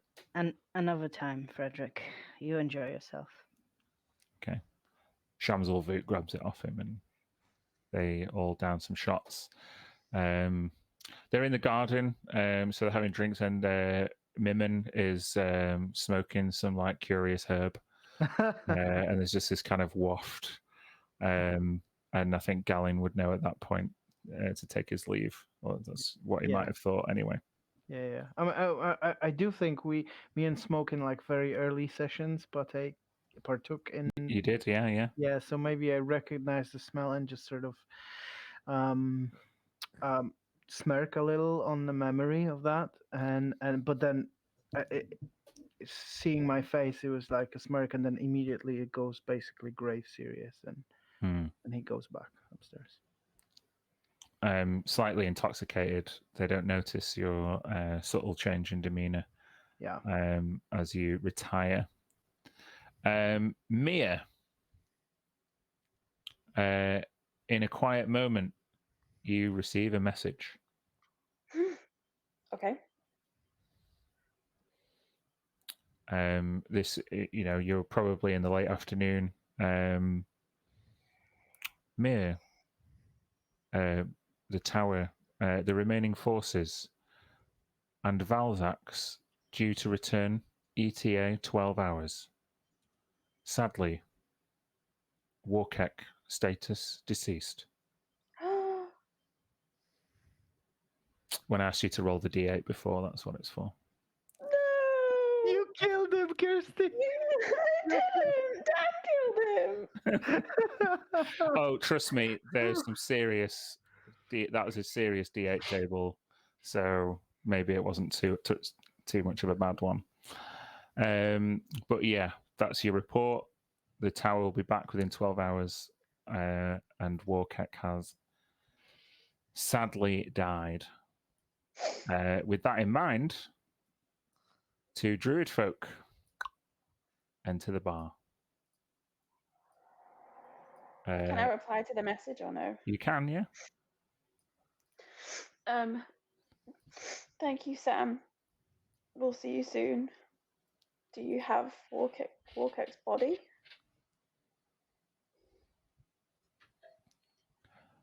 Minute goes by. Correct. Retrieved by Valzax, stored in the tower. Thanks. Have a Sam. nice day. Thanks, pal.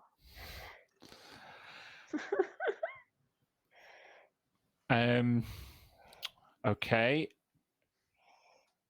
Halvard, Red, and Smoke. What are you guys doing? I think Red would ask if Mir is and Jacob are hopefully around, and just ask Mir. So, Crystal Spear, you think your dad's there? Oh, yeah, I didn't really mean to say that. But yes.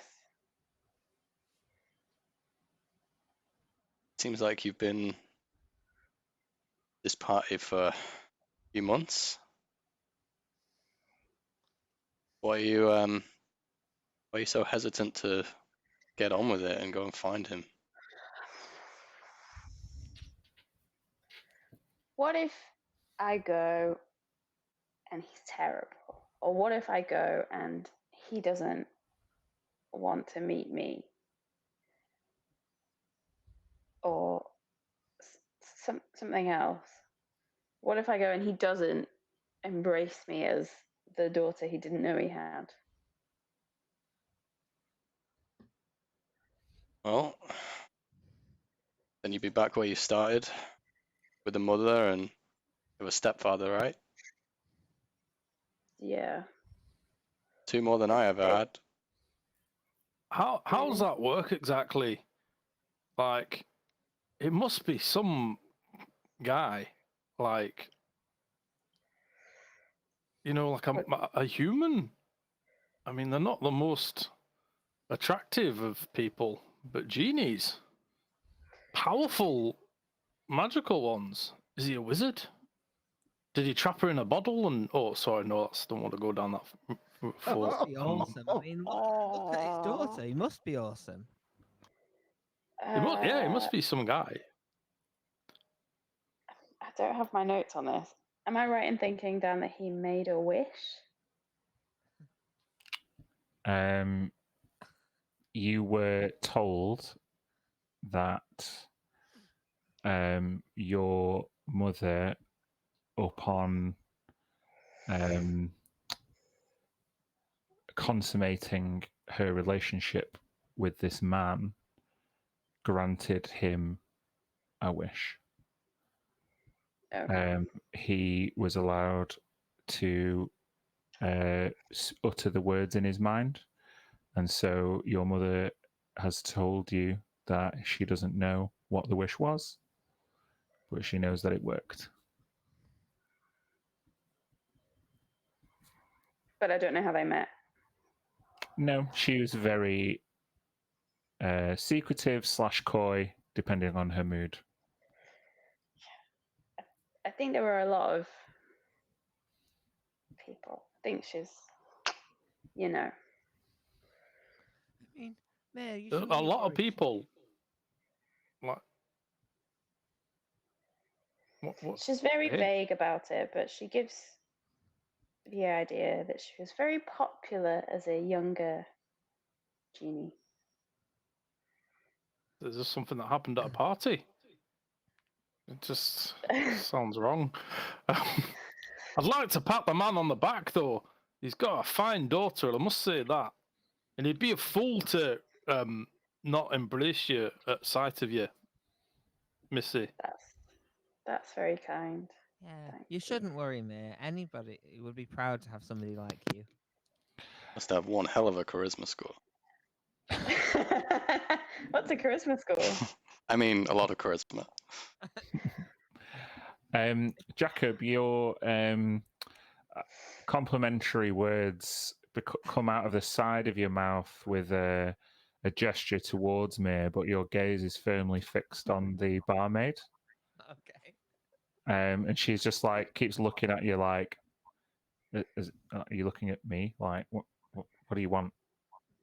Well, if you've got more of that drink, it would be very much appreciated. Oh, you mean the poison? Well, it didn't taste like poison to me. You want it? Do you know what? Just make a charisma score. You want more poison? Okay. Fine. Have it. There you go. You see Jacob imbibe the drink, and he starts to grin and almost sweat. He's excited. Make a Constitution saving throw, Jacob.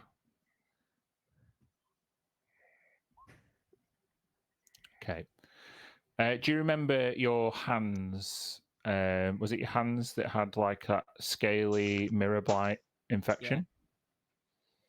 Your skin starts to flake off around where that infection is. And underneath, there is like a hard, moistured, like layer of scales under your skin. Interesting. Great. It's your turn again, I guess. Wow, this stuff is amazing. Thank you, bar lady. Do you live local? Oh God. Oh God. I can't do this. I'm really in real life, let alone in D&D. More out of concern for your like current itchy demeanor. She's like, I'm not from here. I'm from Revisari. Do you know it? Would Jacob know it? You would know the word Revisari is Elvish, and so you would put two and two together that it is from the Elven Peninsula. Oh, yeah, the Elvlands. I mean, I think I'm partly from there. My mum, I think, is from there, but you've travelled a long way. Yeah, you don't look like you're from there. You don't really look Elven right now. And she like gives you like a look. I mean, look, he is. Look.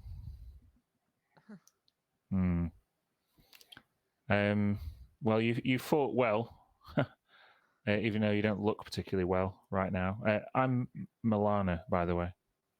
Nice to meet you, Jacob Dragonsbane. No, I know who you are. Sorry. Halvard, what are you doing? Anything? No, drinking. Okay. Then the night comes to a close. Did it? Oh, sorry. Oh, go on. No, go on. No, for nothing. The two druids walk in very late, just as the bar is closing. And they kind of wave. They don't wish to disturb you. Obviously, they're kind of late to the party, but they're free to speak to if anybody wants to. If not, you're welcome to retire. What do they look like? Twin brothers and sisters adorned in druidic armor, all like tree bark and wood carvings, quite similar to Warkek. Well, Yeah, I'll go. Sorry. No, Except, did we not meet them here? Yeah, Right. you did. Yeah, yeah. Yeah. This is where they've been hanging out. Yeah, so you can go over to them if you want, man. Yeah. They're two dwarves. Mhm. All right there, Mir. I think we met briefly last time you were here. I'm Vic, and that's Sora. It's nice to see you again. Aye. We saw your exploits, or at least the exploits of the defensive forces from way up high, if you catch my drift. Truly heroic efforts, and Silvercrest is indebted to you. Mm. We heard that our cousin joined up. Do you know him? He's got quite a distinctive facial scar. His name's Warkick. Yeah. He was a great guy. Aye. Talented in druidic magic. But, you know, he had a bit of a darker side. I think it came from his uncle, I'm not sure.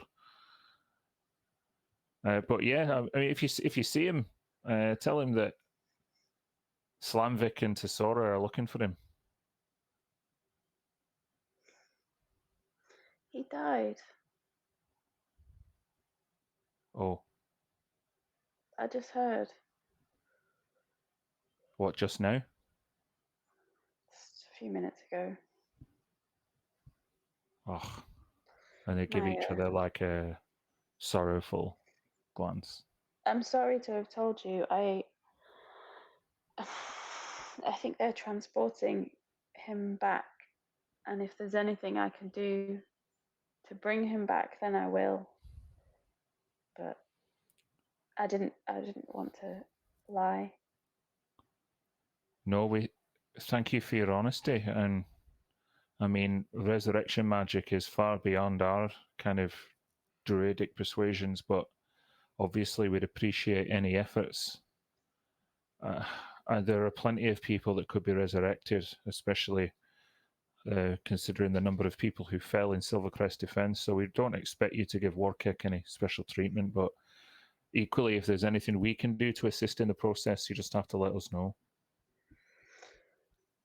Thanks. If you can find any big diamonds that I can buy, then let me know. Oh, you know what? Finding stuff is our speciality. And they turn to each other, and they turn back, and they're like, we were going to turn in for the night, but given this news, I think it's time we're pulling all-nighter. What do you say, Sora? And she says, aye. I bet I find one before you find one. Oh, aye. Is that what you think? And they both simultaneously turn into barn owls and fly out opposite windows. That is so cool. Are they gonna find it? We'll see. I'll roll for it. Very cool. Cool. So I'll tell everyone else about Warkick at some point as well, like this evening. I'll break that news. Okay. The night draws to a close. Much merriment is had, and obviously an actual long rest involving sleep can be taken. And you awake the next morning. Jacob, Yep. you had, I mean, you can't remember much from last night, but you had the craziest like dreams of like various romantic clutches with all kinds of adoring female patrons. It was like a teenage dream, like, you know, like you were the life of the party. People couldn't keep their hands off you, and you just you know, filled with adoration and feelings of pride. The rest of you probably nursing a slightly sore head, except Gallin. Who would be up first? What would you want to do? Where would you want to go? Yeah, I'd be definitely up super early, maybe like 5 a.m. Mm-hmm. Um, um, just type in a little bit here. Just literally get downstairs and chug in some breakfast, like maybe a double, and just sort of book out reading and awaiting everybody else. A to lot come more back. fresh-faced and relaxed. Yeah. So the first, obviously, I'll describe it to the first person that sees me in the Yeah. morning. Who would be up next? Well, if they've all got sore heads and Jacob just had a few teenage dreams, then he'd probably be up quite early as well. Okay. Jacob, you come in and you see Gallin. I'll just put these guys away. He took it into his book, looking more fresh-faced. Do you want to describe it, Lucas? Yeah. So as you walk in, and seeing me, just literally just chugging some bacon, I lift my head up and you notice, yeah, exactly very, very refreshed. The eyes have turned back to their normal state, their very, very piercing blue state. He looks refreshed, and on his arm, Amaris in his original, what completely lost. Pseudo dragon. Pseudo dragon, yeah. I was calling him small dragon. Original pseudo dragon form sort of curls up and like butts him on the cheek, and he lifts his head up and looks at you and says, Jacob, oh great, you're up. Listen, I've been reading this passage. You gotta hear this. Come, eat the breakfast. This is fascinating, mate. Just come over. Okay, I will. You missed out on your drink last night. You're gonna have to have one this morning, mate. I will have a drink with you when it's not morning, but yeah, absolutely. Come in. Afternoon somewhere, Gallin. Do you think a little schnapps to the breakfast to get the the digestion going? Sure, yeah, why not? Listen, but yeah, I need to show you this. Go What a glorious day, isn't it? Just fantastic. Yeah, it is. First day of rest in a long time. Hearing you discussing whether or not how to have a drink for breakfast, the new barmaid's got her arms folded. No more drinks, especially for that one. Pointing towards Jacob. Were you misbehaving again? I went early No, I to had bed, this but great drink. I don't remember much about it. It tasted like the best thing ever. Red Well, beets. you clearly had too many of them, whatever your name is. Milana finished work early and left home feeling very upset. Or left for home feeling very upset. Jacob, I mean, seriously, please don't pay him any attention. He's basically harmless. I don't know what I was drinking. I know she served it us by mistake. Oh, you saying it's her fault the way you were acting last night? I don't know what it was. I mean, I don't know what it is. I don't even know what. She never told me what it was. It was some drink that's a poison, and you only use it as a topper normally. She said you asked specifically for it the second time. Right, it tasted really good, so I wanted more. Yeah. Let's just say you weren't very respectful. Jacob. Very sorry. I'd consider leaving it a good while. Listen, money doesn't make things better. Consider leaving it a good while before you return to the Aquavista. Oh. Anyway, what can I get you that's not alcoholic? He'll have a black coffee. And breakfast. And what about you, sir? More bacon? Oh, please, absolutely. Is the I don't know what you do with it, but the taste is fascinating. You are obsessed with bacon, Gallin. I do like Also, it. You're looking more yourself again. You look really odd yesterday. Yeah, I do. I feel like myself. And Amaris isn't a weird, strange tentacle monster anymore. Look at him. Yeah, he just chose this shape. Oh, that's good. Huh? We missed you looking like that, Amaris. Just keep away from any fire. Amorous floats down onto the bar and does like a little strut and like a wiggle, and then goes and flies back onto Galen's shoulder. The rest of you presumably come and join Galen and Draco for breakfast. You'd see Halvard slumped over his beer keg, and it's like carrying him down. And he's just like, "Oh, luxury! That's bloody disgraceful. All the beds are lined with these things stuffed with feathers. It was so soft I couldn't sleep all night. Whatever happened to a good stone bed? Oh, I'm not staying in this pompous place anymore." You are bloody hilarious. Come over here. Oh, Have crack some me back. bacon. Hey, you wanted Oh, to know? bacon. Now that sounds like it. You wanted to know something about the tower. I wasn't feeling well yesterday, but listen.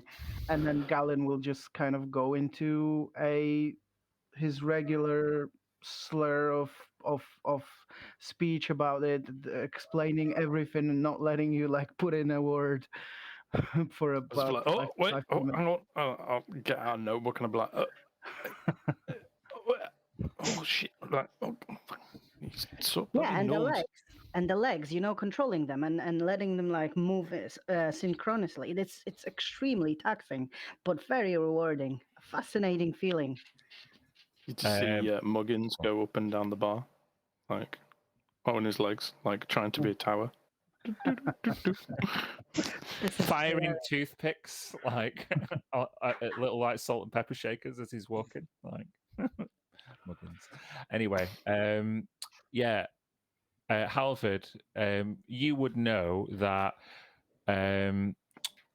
obviously all of your research that's done thus far has been like very practical.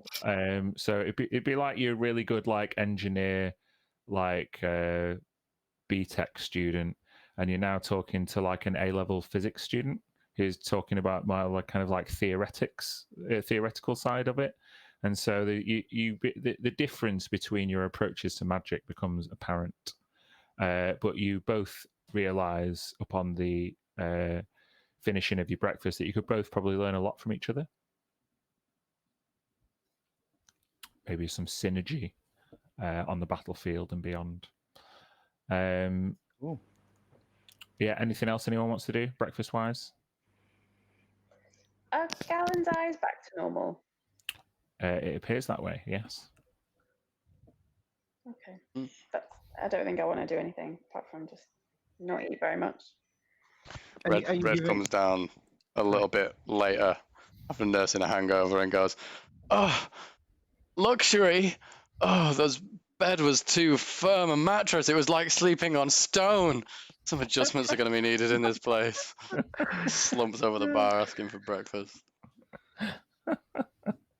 Brilliant. These aren't the silk sheets I'm used to. Okay, so yeah, you take in your free night at the Aquavista, and you all feel rested and refreshed. And upon exiting in the dock ward, you begin to see the kind of weight of the repairing and rebuilding of Silvercrest. There are damaged buildings, abandoned buildings. The dock has barely a boat in it. There are people carting like meager supplies from place to place, and the city is only just starting to even think about finding its feet. So where would you like to go? Galen will come over to Mir as we step out, and he will just look up and say, "Hey, listen, I was quite tired yesterday, but I do remember you saying something that seemed like you wish you didn't under the influence. I just want you to know I know how you feel, and if there's any chance that we could help you, then I would very much like to do that." Thank you. Thanks. Yeah, I'm sure we'll end up there at some point.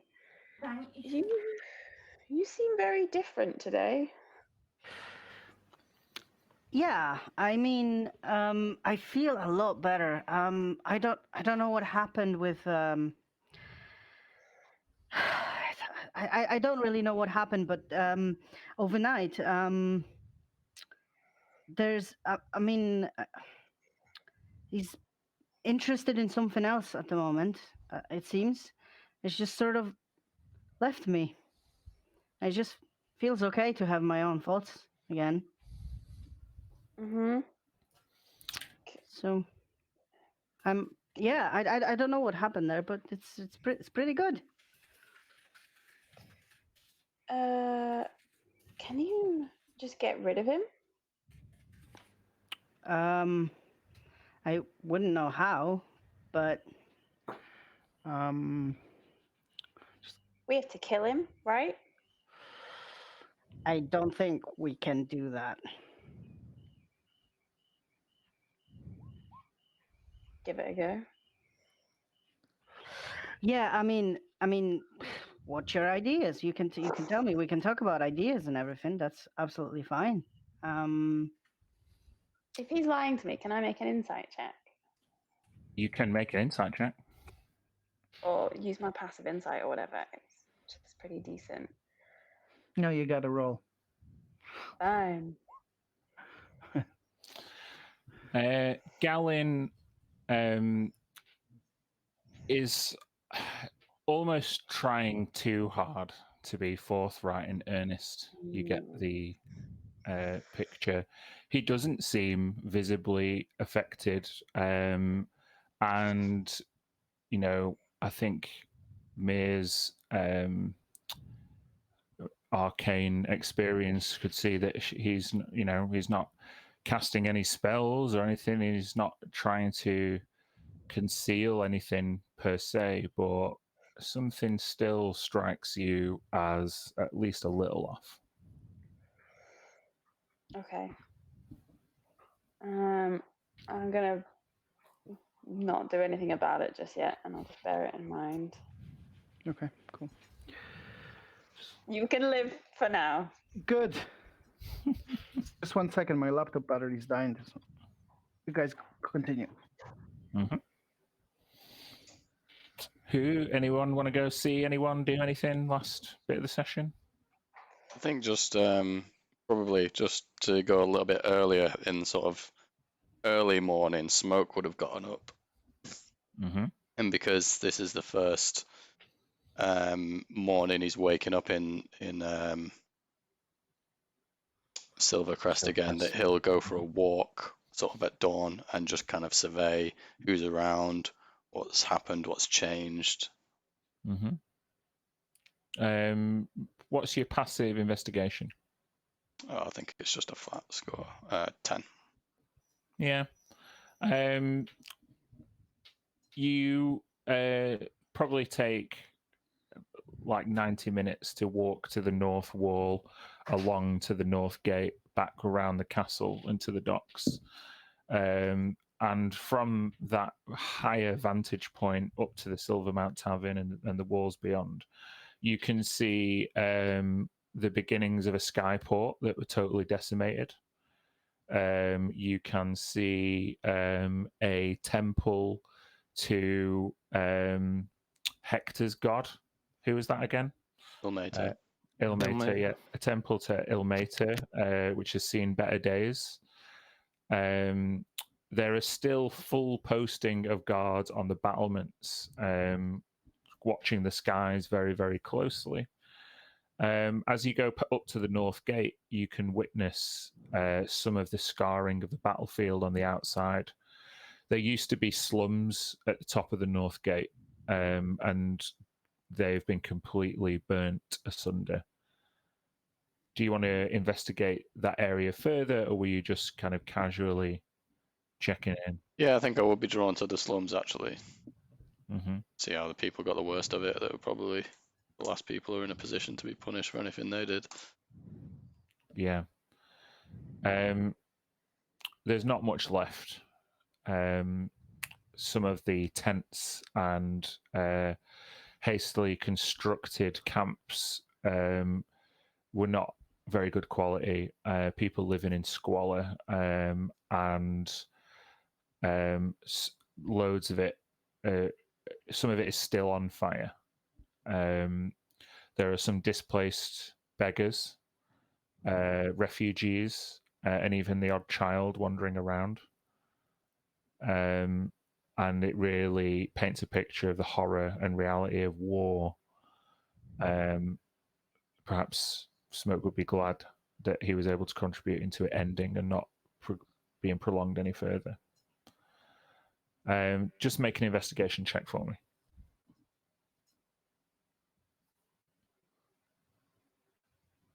Mm. 5. Yeah, nothing. You can't discern anything more than what I described, but it does have an impact on you.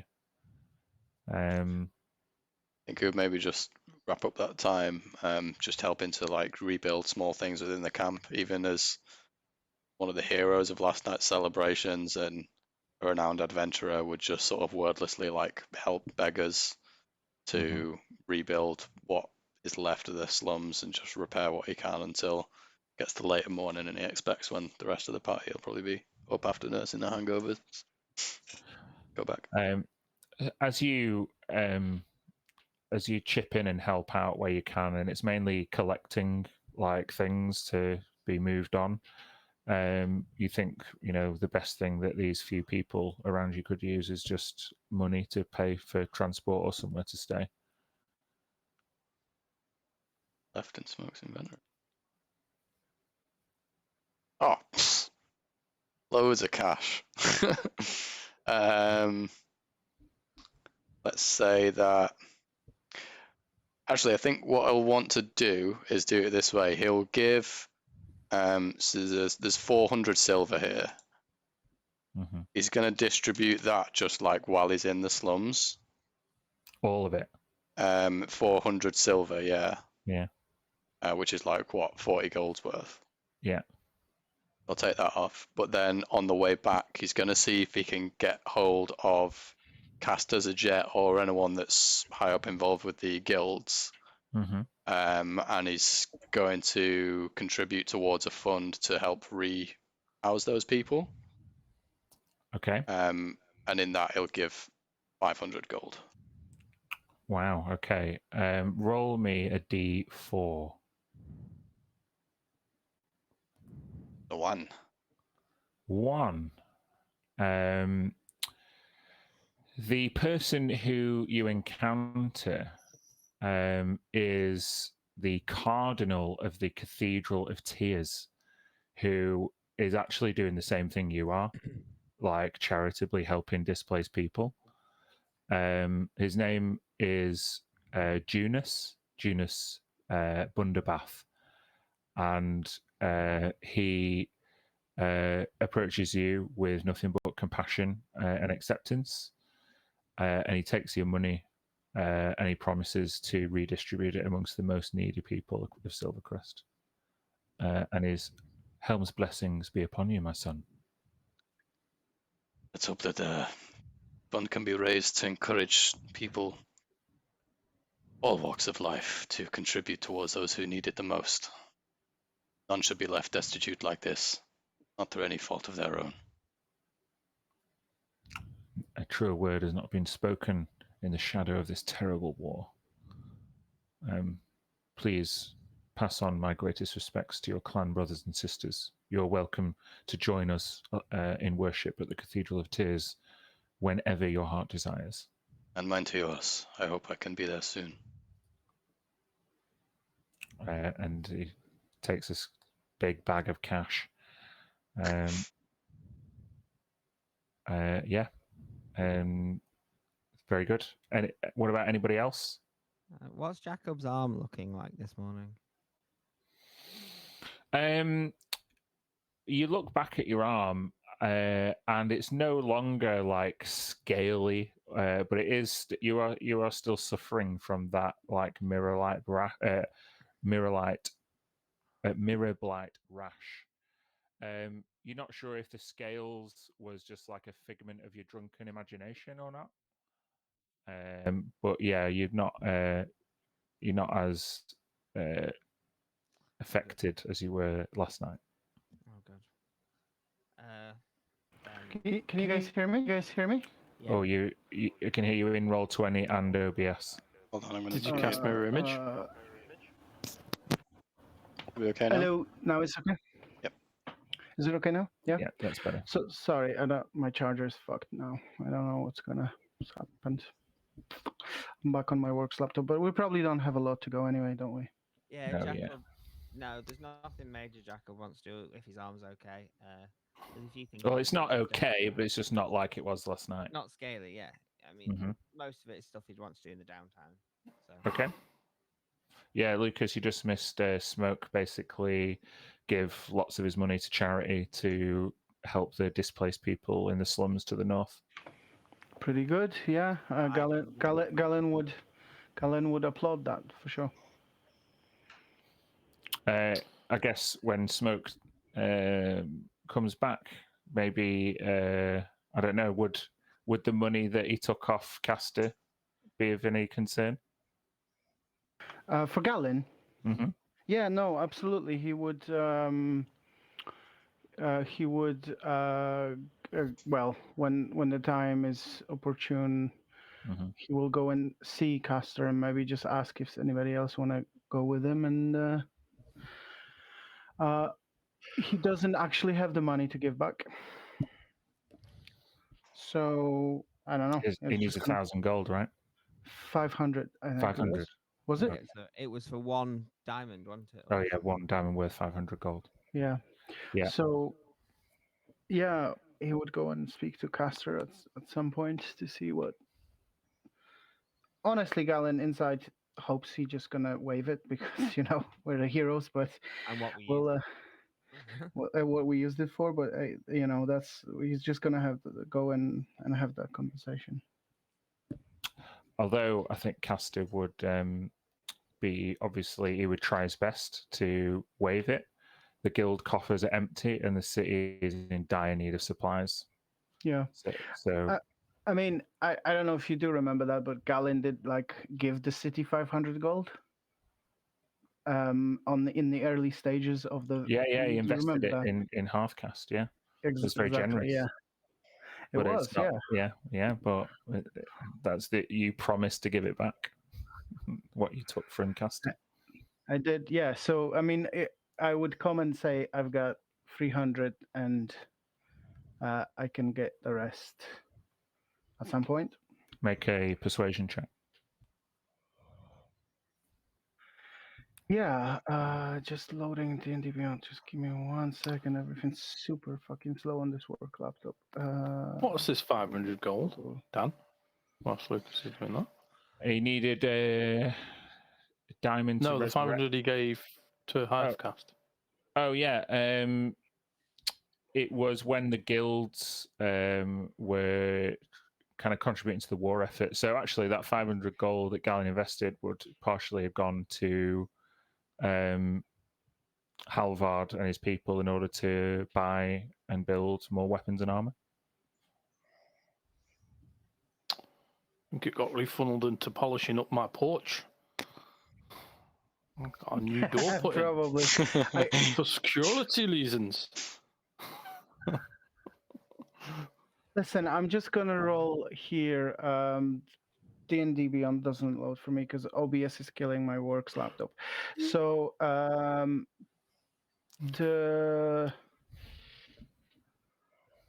so that would be +9. So 19 was the first. So 28.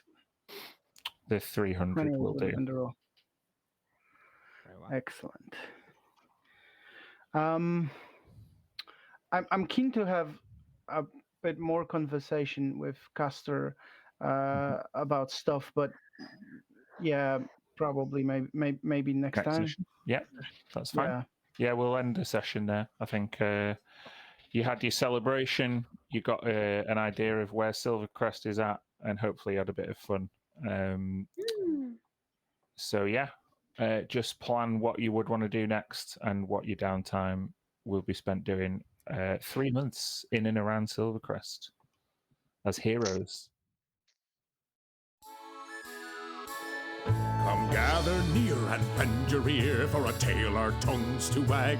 For she who'd led us towards the light, the ballad of the white stag.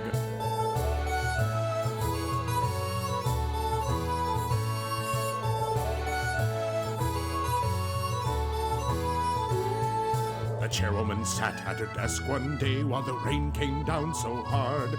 She made 5 white stags who brought the sunshine back, and she made them all town guards. She was crossed by a gnome who armed some bombs that would make the docks into a pond. But the stags were too wise for the tiny gnome, and they sent him back to Gond. So come gather near and bend your ear for a tale our tongues to wag. Thought heard we not had stayed the night, the ballad of the white stag.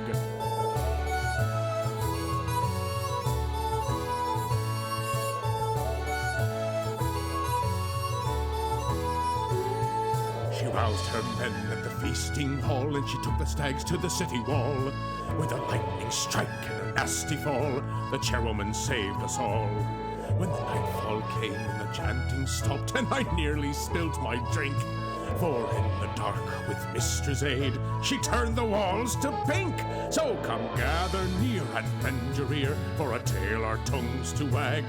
Thought heard we'd not had stayed the fight, the battle of the white stag.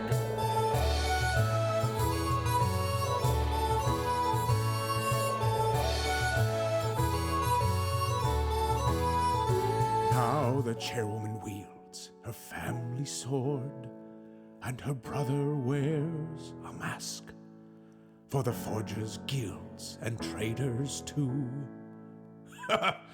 There's not too much to ask, so come gather near and bend your ear for a tale our tongues to wag. You better tip your glass, 'cause she saved our ass, the battle of the white stag. So come gather near and bend your ear for a tale our tongues to wag. You better tip your glass, 'cause she saved our ass, the battle of the white